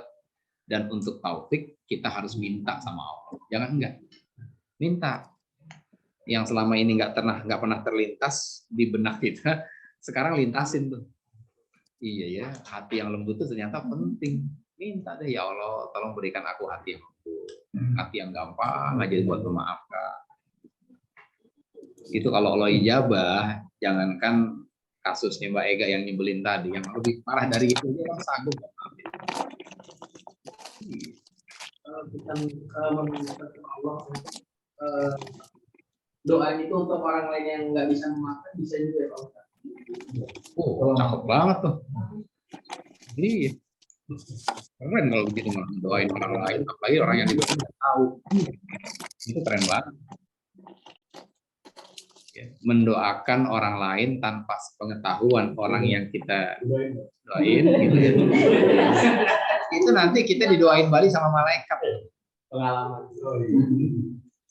Jadi kalau ada teman kita nih ulang tahun di grup nih, semua pada ngucapin, Uki selamat ulang tahun ya Ki, Mbak Uki selamat ulang tahun, semua ngucapin, coba ngucapin nih. Karena kita nggak ngerti, kita sungguh Ucok ya paling tuh anak. Dia doang yang ngedoain, padahal Ucok ilmunya udah tinggi. Dia paham tuh, mendoakan dalam diam itu jauh lebih dahsyat ketimbang mendoakan di grup WA. Dia diem aja dia. Tanpa pengetahuan kita dia doa sama dia. Mudahin urusan Mbak Uki, ya kan, bahagiain hidupnya. Tanpa pengetahuan yang lain, itu di waktu yang sama Bang Ucok akan didoakan oleh penghulu malaikat, yaitu malaikat Jibril yang doain. Jadi kalau kita mendoakan orang lain tanpa pengetahuan orang tersebut, kita akan didoain lagi oleh malaikat paling mulia, yaitu malaikat Jibril. Ayo, enakan didoain sama Bang Ucok apa didoain malaikat Jibril? Nah, gitu. Ngapain didoain Ucok? Ya, kayaknya benci banget tuh begini. Ada apa sih dia bener dia? Ada apa Bang Ucok? Lama-lama terungkap jadi Padahal selama ini baik-baik. Akhirnya terbuka juga. Ya jelas ya. Itu banyak loh, banyak hal-hal yang kita nggak pahami, yang kalau kita nggak belajar kita jadi salah kaprah. Ketika orang nggak ngedoain temennya, kita pikir orang nggak simpati banget sih, nggak punya hati sih. Padahal dia mendoakan dalam diam, itu jauh lebih dahsyat tuh. Gitu. Oke, jadi itu ya. Jadi itulah adab kalau kita ingin sukses di majelis. Coba diulang, apa aja adabnya kalau kita pengen sukses di majelis ilmu, supaya ilmu yang kita dapat bisa kita apply, bisa kita praktekin. Ayo Mbak, apa syaratnya? Dengarkan, dengerin doang atau dengerin baik-baik? Kalau dengerin baik-baik berarti boleh nggak sambil jawab WA? Enggak, sambil nyetrika? Enggak, sambil nyetrika udah, sambil masak? Tapi boleh nggak dengerin kajian sambil masak? Boleh, tapi itu tidak masuk dalam kategori mendengarkan dengan baik. Jangan salah ya. Jadi boleh mah boleh. Kalau emang nggak sambil nyetrika boleh aja. Tapi ya nggak masuk dalam kategori mendengarkan dengan baik. Apalagi setelah mendengarkan? Diam. Maksudnya diam apa? Fokus, nyata. Bukan tidur ya. Karena tidur juga diam. Ya. Terus apa untungnya kalau kita nyatet, dengerin, fokus, nggak ngapa-ngapain selain itu? Dapat rahmat. Kalau dapat rahmat itu maksudnya apa? Cakep. Hati kita akan dilembutkan oleh Allah. Dasarnya surat apa tuh? Nah, yang ngelembutin hati. Ali Imran 159. Kalau nyatet, dengerin, beradab ayat berapa? Roh 204. 5 surga. Itu.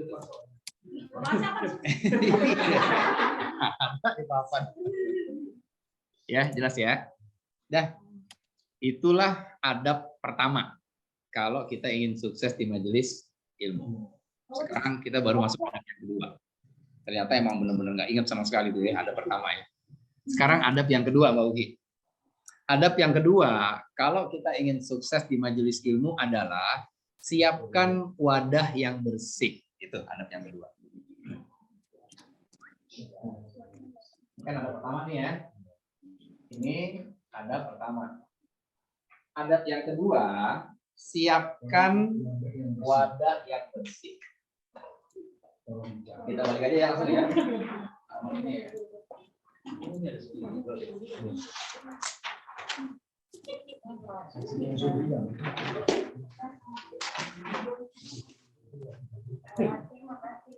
Putus. Wati, makasih ikut gabung ya. Di online ada Wati itu. Apa yang kedua tadi? Siapkan wadah yang bersih. Siapkan wadah.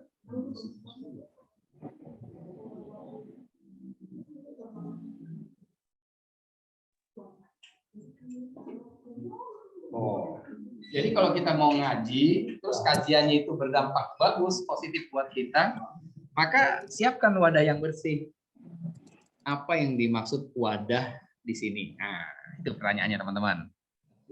Hati yang bersih. Hati ya? Ya, kok pada tahu sih? Tidak tahu. Soalnya dia dapat contekan.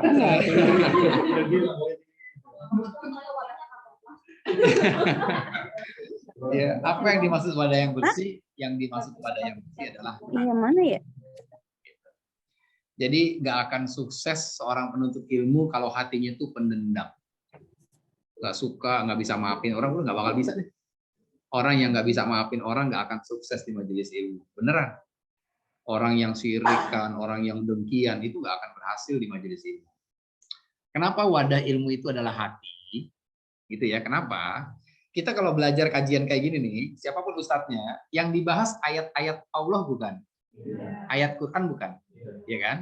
Oke, sekarang silakan buka surat 29, surat Al-Ankabut ayat 49. Kenapa kita harus menyiapkan wadah yang bersih, kan itu pertanyaannya. Ya, emang wadahnya ilmu itu apa sih? Buka surat Al-Ankabut ayat 49.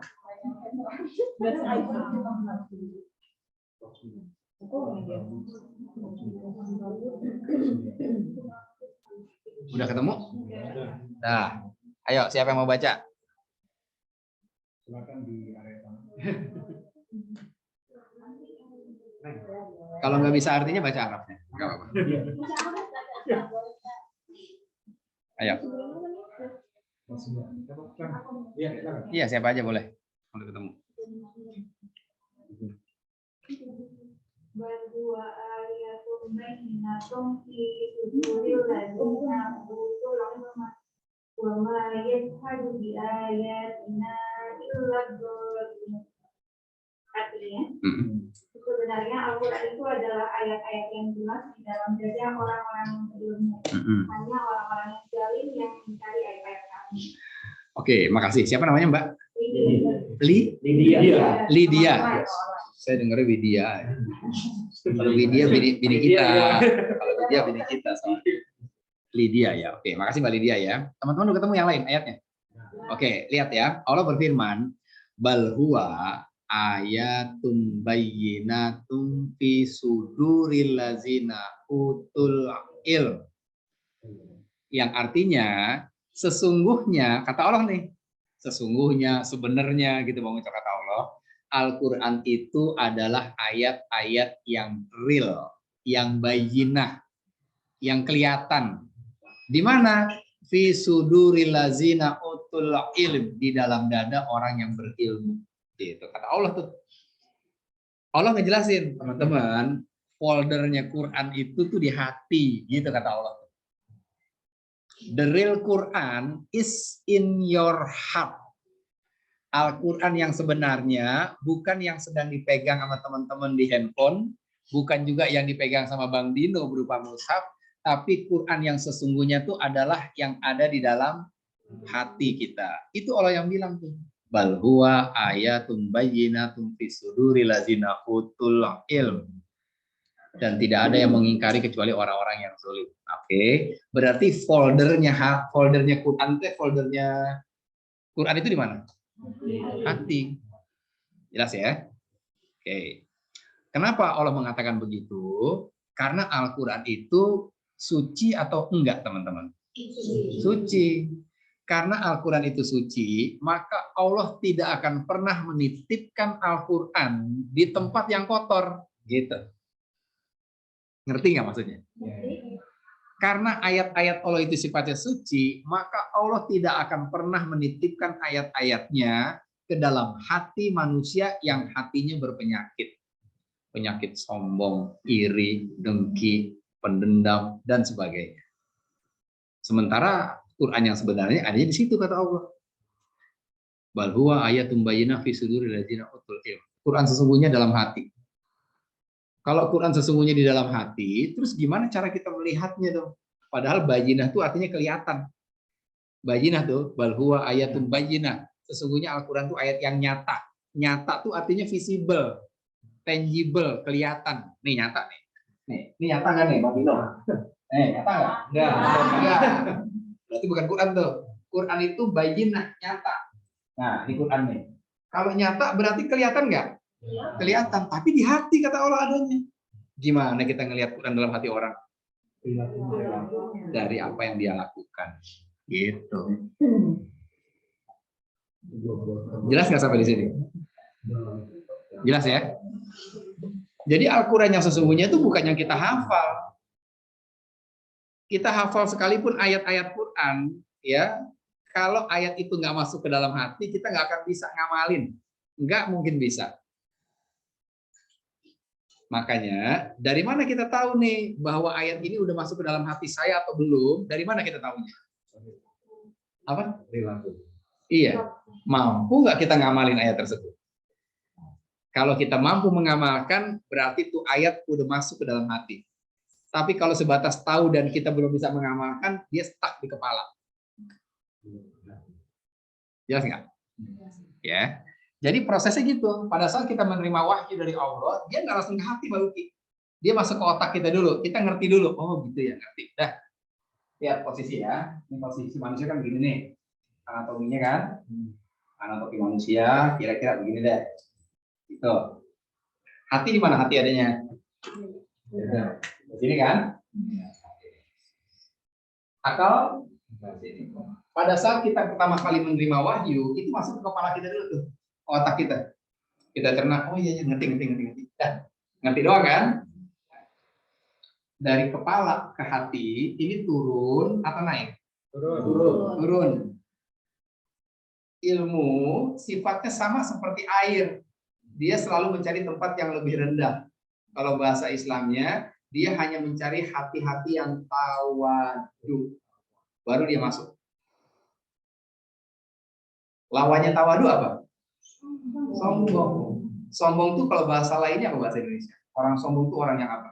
Rendah atau tinggi hati? Tinggi hati. Kalau hatinya tinggi, dia pindah posisinya di sini. Nah, kepalanya di sini. Air, ilmu itu turun, nggak ada ilmu yang naik. Jelas nggak? Maka siapapun orang yang berhati tinggi, yang sobse, tinggi hatinya, ilmu nggak akan naik tuh. Ilmu tuh turun. Maka siapapun orang yang sombong, dia nggak akan berhasil di dunia ilmu. Gitu.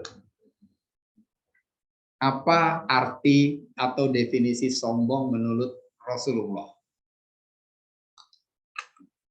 Apa definisi sombong? Ini sombong bahaya nggak berarti nih? Bahaya banget. Pokoknya kita sombong, nggak bakal kita bisa dapat ilmu yang bermanfaat. Kalau tahu bisa jadi, ngamalin nggak bisa. Kalau cuma tahu, ya orang di luar Islam juga tahu, sholat subuh itu wajib. Tahu nggak mereka? Ada orang di luar Islam yang sholat subuh? Nggak ada. Dia cuma tahu doang. Kan gitu. Jadi kalau cuma sekedar tahu, nggak Islam pun kita bisa tahu kok. Tinggal baca aja kewajiban umat Islam sholat subuh. Tahu. Sekedar tahu. Nah, ilmu sama seperti air, sifatnya mencari tempat yang rendah, mencari hati yang tawadu. Begitu hati kita meninggi, sombong, itu air nggak akan ke atas, Pak Ugi. Dia nggak akan naik. Berarti sombong itu bahaya nggak? Bahaya. Karena sombong ini berbahaya, membuat kita nggak bisa mendapatkan ilmu, kita harus ngerti apa sih sombong. Betul nggak? Oke, apa sombong menurut Rasulullah? Definisi sombong menurut Rasulullah. Ayo, siapa yang tahu?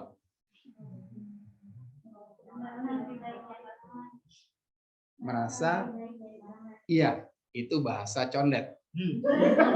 Iya, kan saya bilang menurut Rasulullah. Rasulullah orang mana? Nah, jadi kayak bahasa Arab maksudnya gitu. Kalau tadi bahasa condet tuh.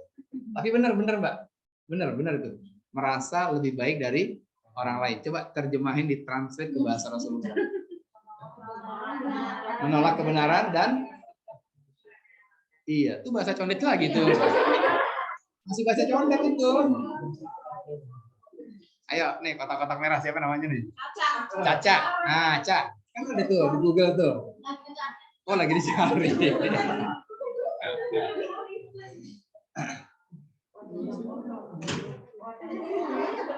Tunggu, diam. Ada yang jawab nih. Wadah, condet juga itu.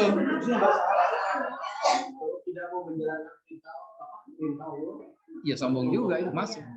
Ini yang saya lagi tanya, apa sih definisi sombong, tapi bahasa Arabnya. Jangan pakai bahasa cobek.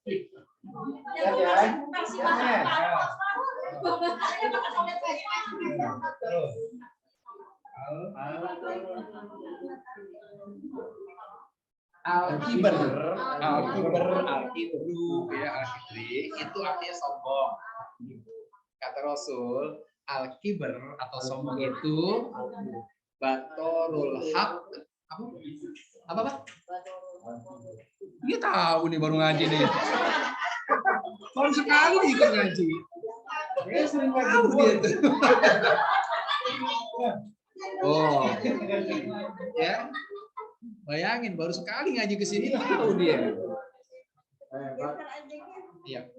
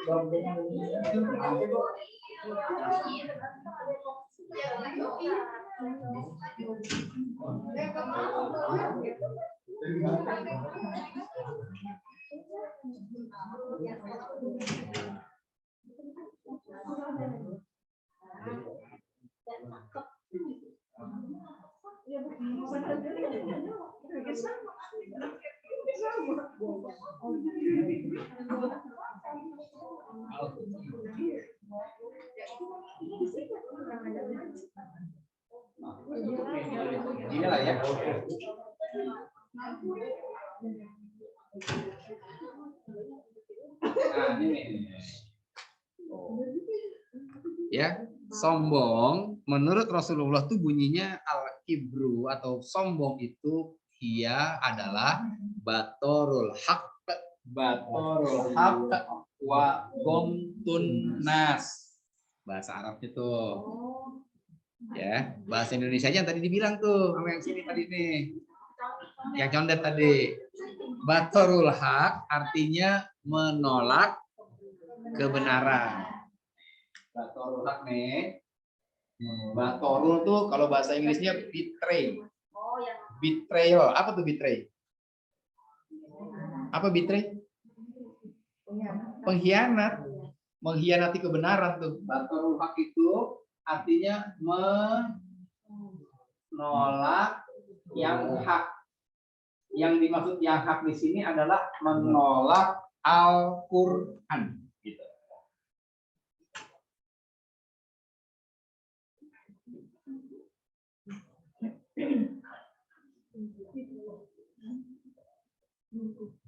Al-Quran itu kan hak kan nilainya kan? Jadi yang dimaksud menolak kebenaran itu adalah kalau kita menolak Quran. Yang dimaksud menolak Quran di sini bukan dikasih Quran terus nggak usah, gue nggak mau, bukan gitu. Yang dimaksud menolak Quran itu ketika Quran menyuruh kita menjadi pemaaf, kita nggak mau, gue nggak mau maafin. Ketika Quran bilang puasalah kamu di bulan Ramadan, kita nggak mau puasa, sombong tuh kata Rasulullah. Jelas nggak? Jelas ya. Menolak kebenaran di sini maksudnya menolak Quran, maksudnya menolak ajaran-ajaran Quran. Quran nyuruh A, kita B. Quran suruh C, kita pengennya D. Itu belagu tuh kata Rasulullah. Jelas nggak? Ya. Oke. Wa artinya dan. Wa itu artinya dan ya. Jadi menolak kebenaran udah paham maksudnya ya? Menolak Quran dan ghamtun nas, memandang remeh manusia dalam kurung merasa diri lebih oke dari orang lain. Gitu. Apa artinya? Ghamtun nas? Menganggap rendah manusia atau merasa diri lebih oke.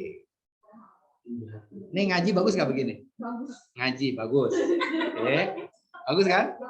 Bagus. Disuruh baca Quran pada baca.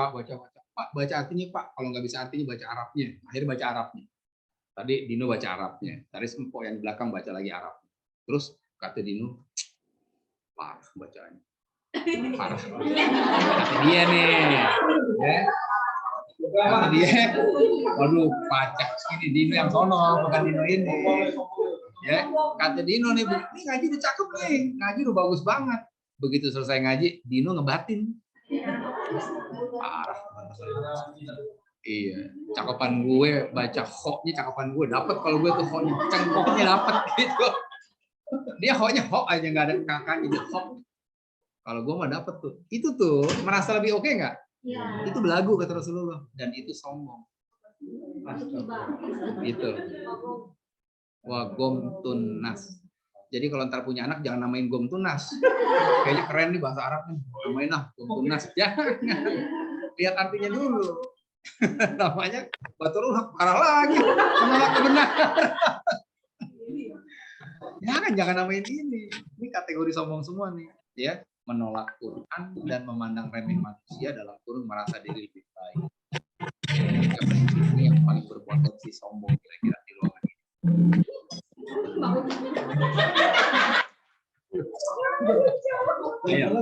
Kira-kira siapa nih? Yang paling berpotensi sombong kira-kira siapa di ruangan ini?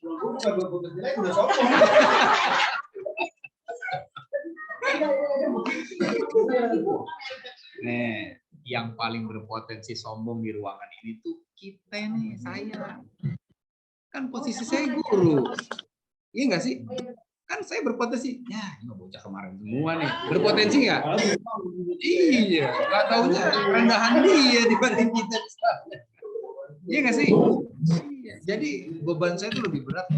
Mbak, saya datang ke sini nih. Kalau saya merasa lebih pintar dari mbak-mbak semua, habis saya penyakit ini. Yang paling berpotensi sombong di majelis ini itu guru, karena merasa lebih pintar, lebih tahu dan seterusnya. Maka saya harus ngelawan nih perasaan ini dalam hati saya nih. Ya, gimana cara ngelawannya? Diajarin lagi sama para ulama. Cara meredam rasa sombong itu adalah setiap kali kita ketemu dengan manusia, bagaimanapun modelnya. Bagaimanapun modelnya. Contoh, ini kita ketemu nih dengan sini nih. Ada yang udah bener pakai jilbab, ada yang jilbabnya sekedar doang. Misalnya nih, ditutup aja gitu. Ya kan? Tapi hidungnya masih kelihatan. Misalnya. Ini kan misal. Ya kan?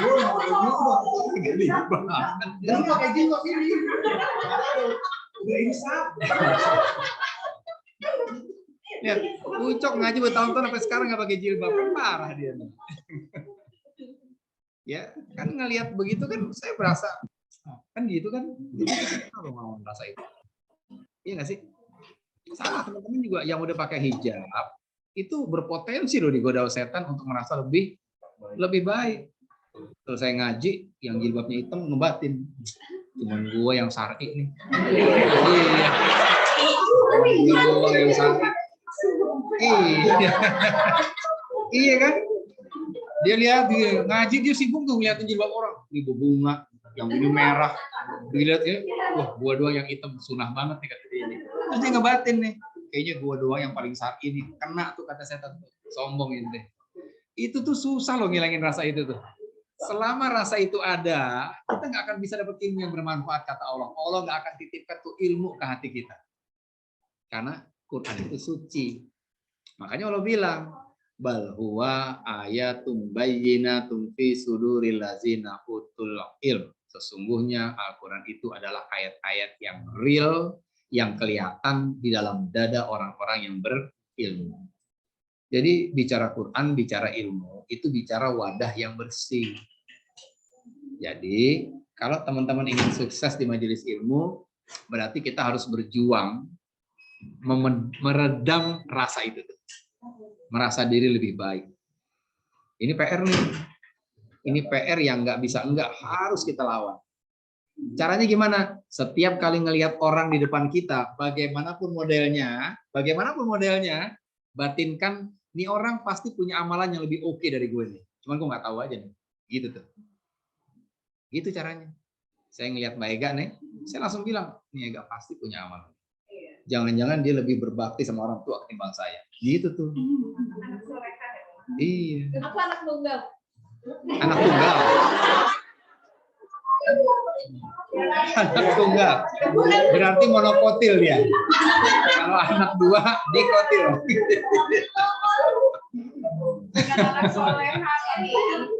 Oh, bukan anak soleha, Mbak, anak tunggal.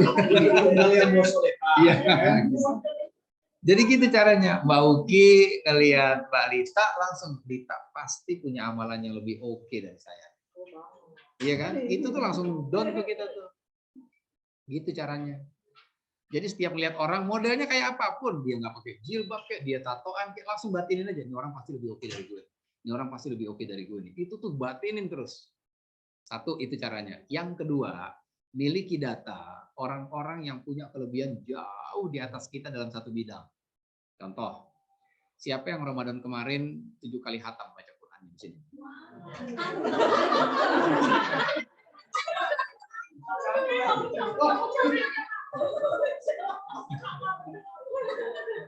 Serius nih.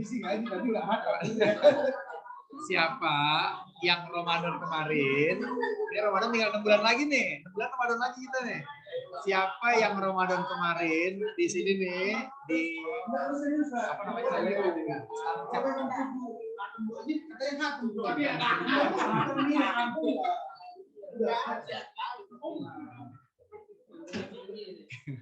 Lanjut ya. Saya ulang nih. Siapa yang kemarin Ramadan 7 kali khatam? Nggak ada. Oke. Kalau nggak ada, ingat ini pelajaran nih. Begitu nggak ada angkat tangan, kita jangan langsung belagu nih. Ya? Jangan langsung belagu. Oh parah, jangan. Langsung tumbuhin husnuzon dalam hati. Berarti standar gue kerendahan di sini 7 nih. Kita naikin yang 10 kali khatam jauh. Gitu kan? Yang 10.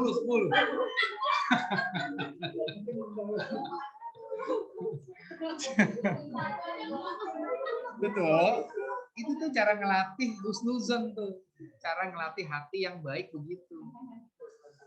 Iya, berprasangka baik. Kalau 7 nggak ada yang ngangkat tangan, jangan-jangan 10 nih. Kita naikin dong. Kan gitu. Gitu ya. Oke. Anggap kita bisa hatam 3 kali kemarin Ramadan. Anggap semuanya hatam nih. Keren nggak bisa 3 kali hatam? Keren kan? Karena keren kan pengen belagu gitu ya. Aduh, anak sancat doang nih yang bisa 3 kali hatam. Itu kata kita tuh.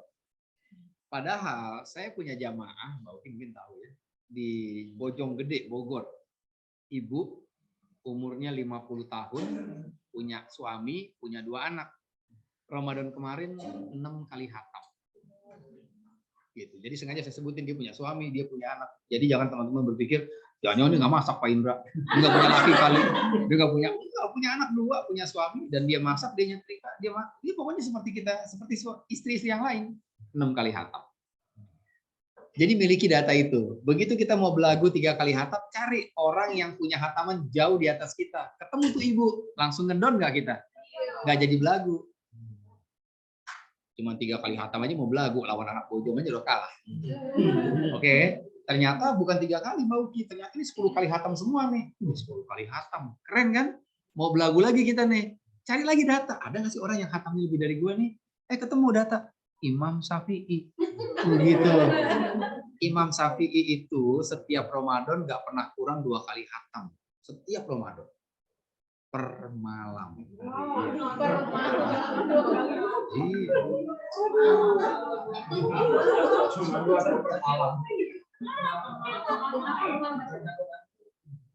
Per malam 2 kali itu gimana bacanya? Ya gini bacanya. Sama kayak kita. Cuman ya lancar. Kita mau belagu dengan 10 kali khatam, lihat data Imam Syafi'i sehari 2 kali khatam, berarti 1 Ramadan 60 kali khatam. Terus kita jadi nggak belagu. Nah, ya, gitu. Banyak-banyak cari data tentang itu. Kita mau belagu dengan sedekah kita. Sedekah kemarin di Ramadan berapa puluh juta?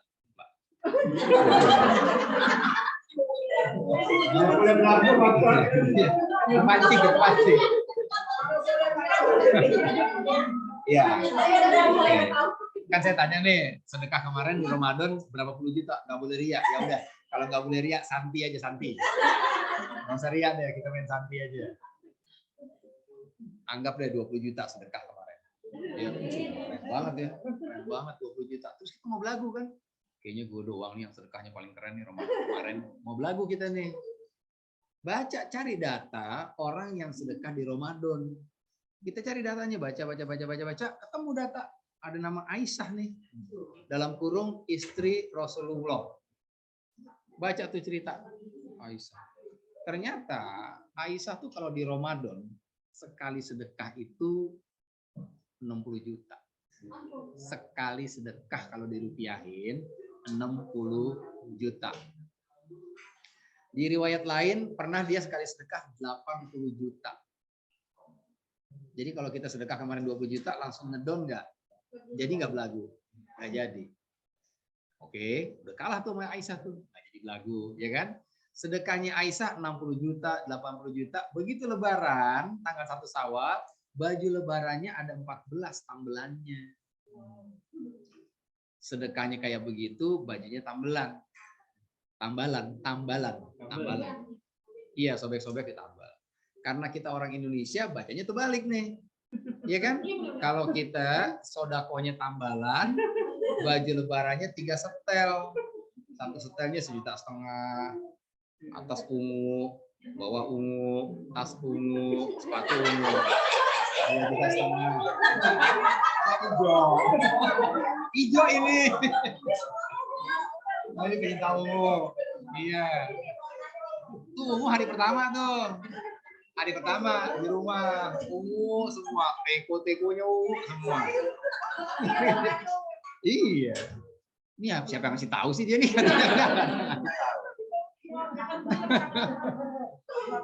Hari pertama tuh ungu semua sampai lakinya didandanin ungu. Lebaran kedua polkadot. Baju hitam polkadot putih. Semua bajunya, tasnya 1 setel 1,5 juta. Hari ketiga putih semuanya. 3 setel 4,5 juta tuh. Tapi sodakohnya tambelan. Habis dari kiri bacanya. Kalau Aisyah dari kanan. Sedekahnya luar biasa, baju lebarannya tambelan. Jadi gitu. Kalau kita ingin sombong, cari deh data tentang hal-hal apa sih yang mau kita sombongin. Gitu.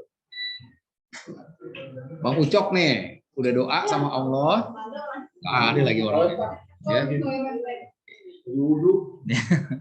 Bang Ucok tadi kan bilang susah sholat subuh tuh. Begitu ngaji, hatinya dilembutin. Akhirnya sholat subuh di masjid terus gitu. 5 tahun Bang Wiki. 5 tahun nggak pernah nggak sholat subuh di masjid. Jamaah, keren nggak? Mau belagu dong dia. Gue doang yang bisa begini. Karena dia nggak baca data.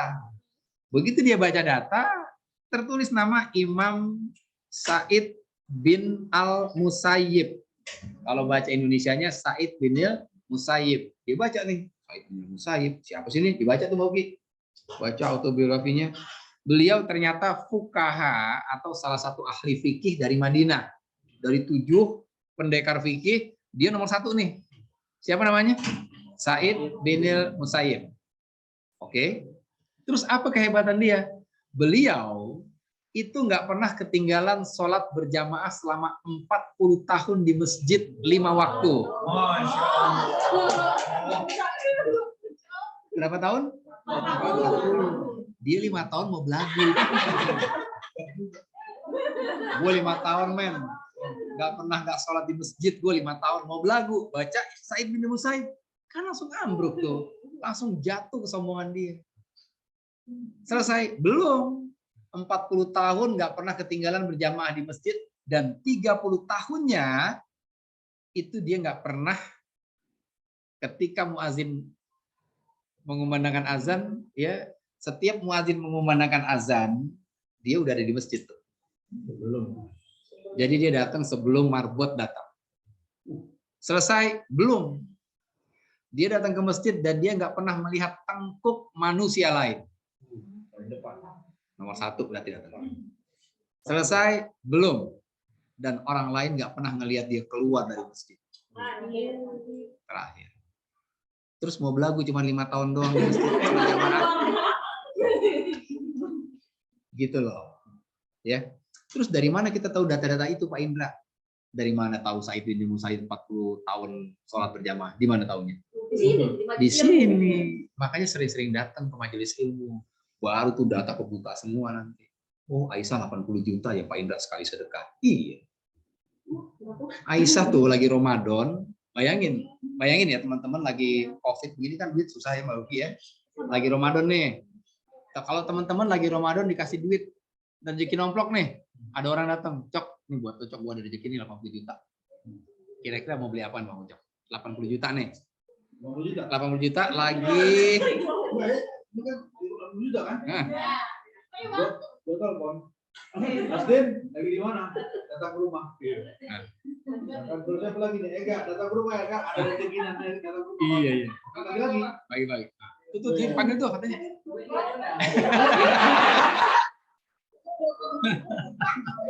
Oke ya. Bisa jadi ada juga hak orang lain juga. Iya, bisa jadi ada orang lain, ya kan? Hak orang lain, makanya dipanggil Ega, dipanggil Lita. Pokoknya makin miskin aja gua.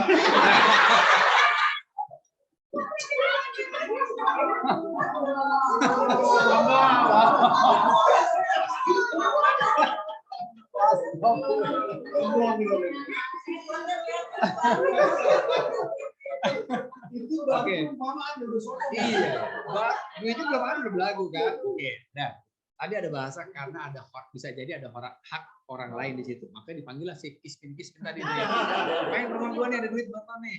Karena ada hak orang lain, berarti ada hak buat dia juga nggak? Ada. Kira-kira berapa yang Bang Cok sisain buat Bang Cok? Kira-kira dari 80 juta. Kira-kira nih. Kira-kira yang buat lo. Yang gua setidaknya 60%. Berapa tuh?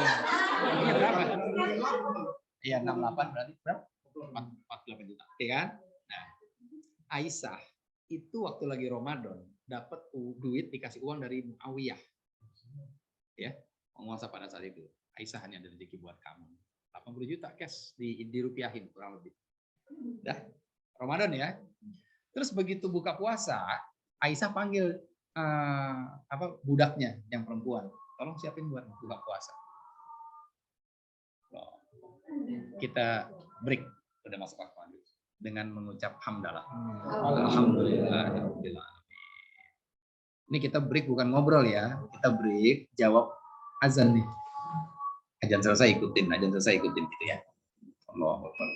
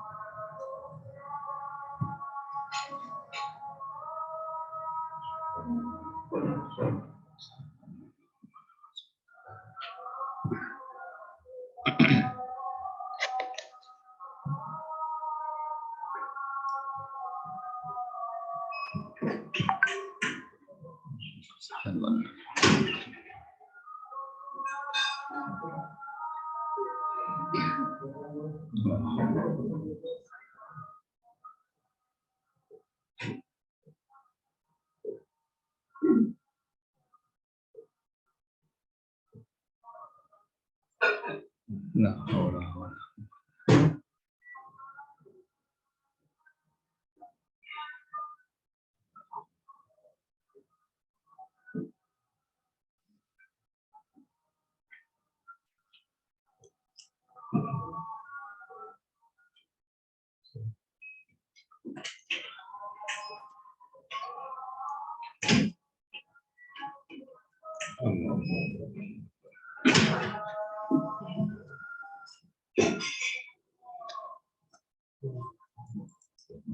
la ilaha illallah.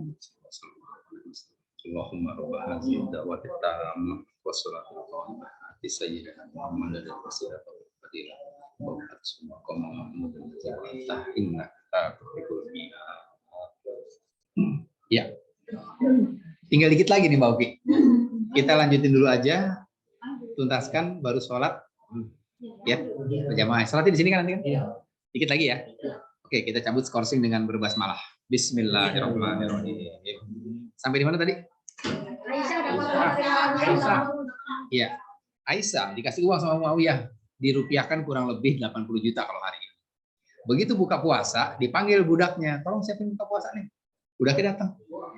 Bayangin ya, 80 juta nih, pagi-pagi dapat 80 juta, kira-kira bukanya pakai apa Aisyah? Iya, apa tuh misalnya? Daging unta. Daging unta.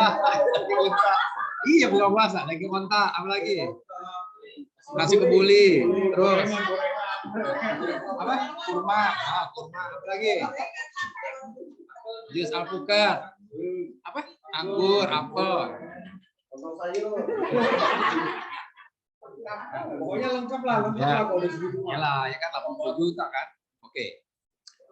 Dengerin ya, dengerin. Begitu Aisyah bilang sama budaknya, Bi, tadi ya, Bi, tolong dong siapin buat buka. Ibu bijinya datang, cek taruh kurma sebiji sama air putih yang keluar. Nggak ada daging ontak, nggak ada nasi kebuli, nggak ada apel, nggak ada jeruk, nggak ada anggur, nggak ada. Cuman kurma satu butir sama air putih. Terus pembantunya ngomong, Ibu tadi bukan disisain. Apa? Kata Aisyah. Padahal kalau tadi Ibu sisain 1 dinar aja, itu bisa buka pakai daging nih. Apa kata Aisyah? Kamu kenapa nggak ngomong?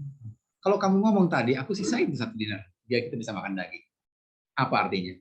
Itu duit yang 80 juta, nggak sempet nginep di tangan Aisyah. Pagi dapat 80 juta, Johor kelar tuh. Johor itu udah dibagi-bagiin tuh duit, nggak nyisa apa-apa. Kalau dia kan masih 40%. 60 ya? Pesta lagi. Ya enggak? Itu baru andai-andai ya. Baru berandai aja, udah sombong, udah pelit dia, baru berandai itu. 60 buat gue. Ini udah real kejadian Aisyah. Jadi pernah 60 juta, pernah 80 juta, dan duitnya nggak nginep. Aisyah. Keren nggak? Keren banget. Gue banget bukan teman-teman di sini. Gue banget tuh. Berarti mestinya istri namanya Aisyah atau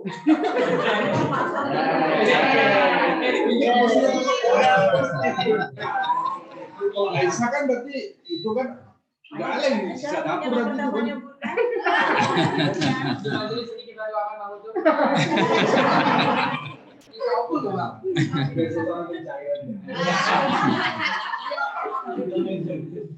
Ya gitu ya. Itu Aisyah begitu tuh. Nah, jadi cerita-cerita seperti itu tuh kita dapatkan di majelis-majelis ilmu seperti ini. Semakin sering kita datang, semakin kaya informasi tentang sahabat Rasul, gimana kesolehan istri Rasul, dan sebagainya. Dan itu bisa jadi bahan bakar buat kita untuk ngebakar kesombongan dalam diri kita. Akhirnya kita nggak punya niat sama sekali. Gue mau belagu apa lagi ya? Mau belagu apa lagi nih? Belagu baca Quran kalah sama Imam Syafi'i. Belagu kaya kalah sama Aisyah. Pokoknya nggak bisa belagu. Udah nggak ada belagu-belagunya udah. Kan enak begitu. Ya. Gue udah semua udah gue lakuin deh. Tinggal sabar doang yang belum nih. Udah nggak ada senioritas lagi tuh kan? Udah nggak ada. Jelas ya? Jelas nggak nih? Iya, nggak ada senioritas. Baru mau senior, mau belagu. Gue paling senior di sini nih. 30 tahun, tua anti. Nggak ada. Gitu loh. Ya. Oke, ini yang bisa disampaikan. Semoga bermanfaat. Dan materi ini belum selesai ya Mbak Ugi. Materi ini masih banyak banget. Adab tuh banyak banget dalam ilmu. Nanti insya Allah lanjutannya ada materi tentang ini bab yang ketiga. Mudah-mudahan yang malam ini hadir, nanti hadir lagi. Bisa Ya. berapa lagi? Apa? Bisa berapa lagi? Iya, mudah-mudahan. Gitu ya. Terus catatan penting nih. Nanti mulai dari jam 3. Dari sini boleh terang. Ya, terus yang catatan penting, Pak Indra, tadi katanya nggak boleh motret lagi kajian. Kenapa bininya motret? Dia kita ajak emang tugasnya buat motret. Gitu. Rekomendasi. Ya. Catatan penting ya teman-teman. Catatan penting dari kajian kita hari ini. Kalau hari ini masih ada yang nggak bawa catatan karena belum tahu, maka next harus bawa catatan. Insya Allah. Harus bawa Quran. Karena kalau teman-teman ngaji lagi nggak bawa Quran kayak begini, saya berasumsi baik teman-teman udah pada hafal semua Quran. Gitu. Ya. Jadi makin nggak bawa kita suruh baca mulu tuh. Ini hafal pasti. Coba baca surat sekian gitu. Biar dia kelagapan. Kan kapok tuh akhirnya bawa gitu. Ya, bawa Quran. Jangan kan ada handphone, Pak. Aduh, di handphone tuh bukan cuma Quran doang. Iya kan? Iya. Ada listing, ada macam-macam udah nggak usah. Jadi bawa Quran. Ini kayak gitu tuh. Bawa Quran yang ada mushafnya. Karena di situ kan nggak ada yang lain-lain tuh. Insya Allah baik semua. Ribet, Pak. Semakin ribet ngamalin satu amalan ibadah, pahalanya makin gede. Inna izomil jaza ma'a izomil bala. Semakin rumit ibadah kita kerjakan, pahalanya makin gede. Gitu ya. Jadi gitu. Nah, gimana nih Pak Indra? Saya terlanjur, saya nggak ngerti beneran, saya nggak tahu kalau nyatet itu salah satu adab dan kiat sukses di majelis ilmu, dan saya nggak bawa catatan hari ini sebagai pengobat supaya kita nggak terlalu gimana gitu rasanya ya dengan kesalahan kita. Penutup kajian kita dan jadi oleh-oleh kita hari ini buka surat 16 ayat 119. 16 119.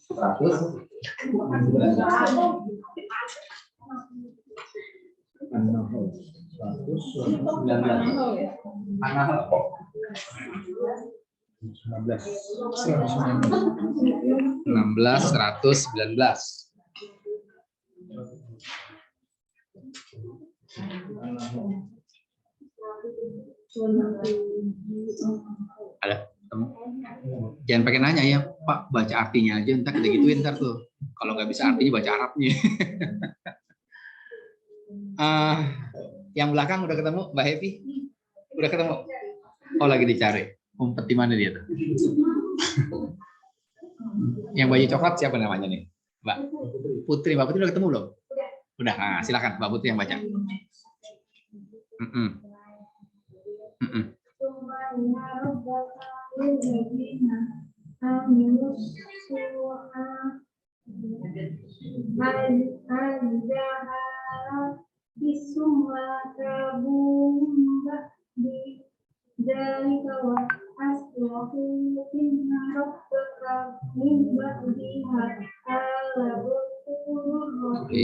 Ya. Artinya? Kemudian sesungguhnya Tuhanmu mengampuni orang yang mengerjakan kesalahan karena kebodohannya. Kemudian mereka bertobat setelah itu dan memperbaiki dirinya. Sungguh Tuhanmu setelah itu benar-benar Maha Pengampun dan Maha. Oh, ya. Adam nggak baca ayat ini? Ya, kata Allah.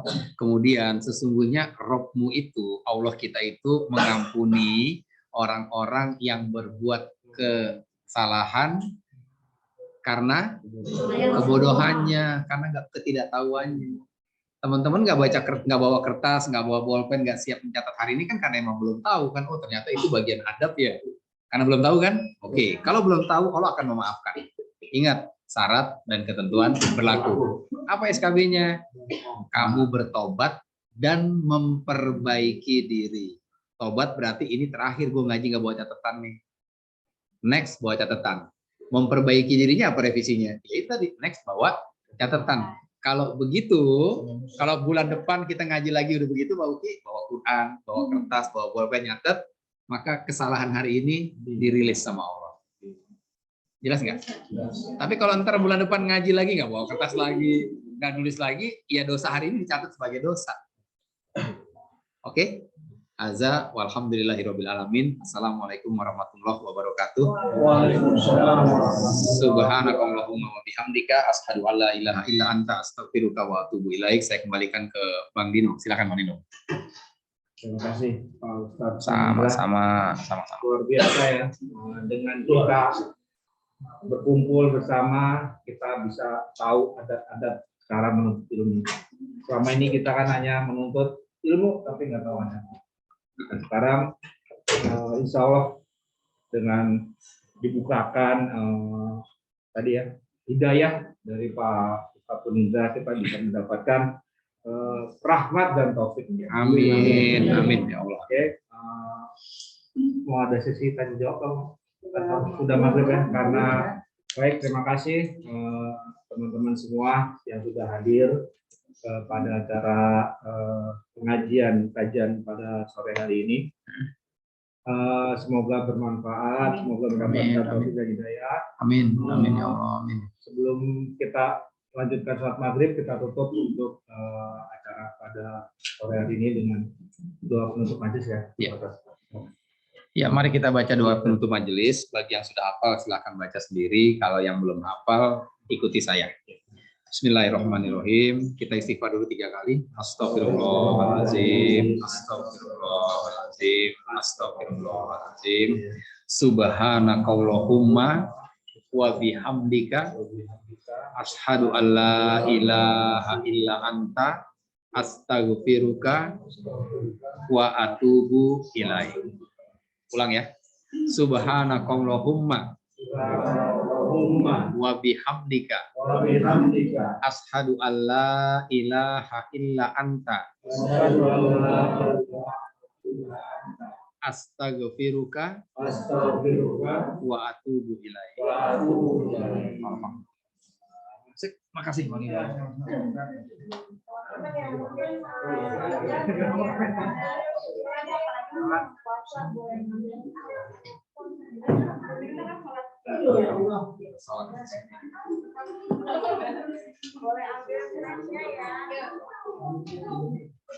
Ini kiblatnya emang sih Bang Uki. Bang Uki mau ini ucapin yang di rumah nih. Udah selesai, silakan Bang. Mbak Ami, Mbak Ami, Mpo, dan Andra ya. Terima kasih banyak ya sudah bergabung. Ya Mbak Luki, makasih Mbak. Pak Ustadz, makasih. Sama-sama Mbak Ami, sama-sama. Assalamualaikum. Waalaikumsalam. Ya.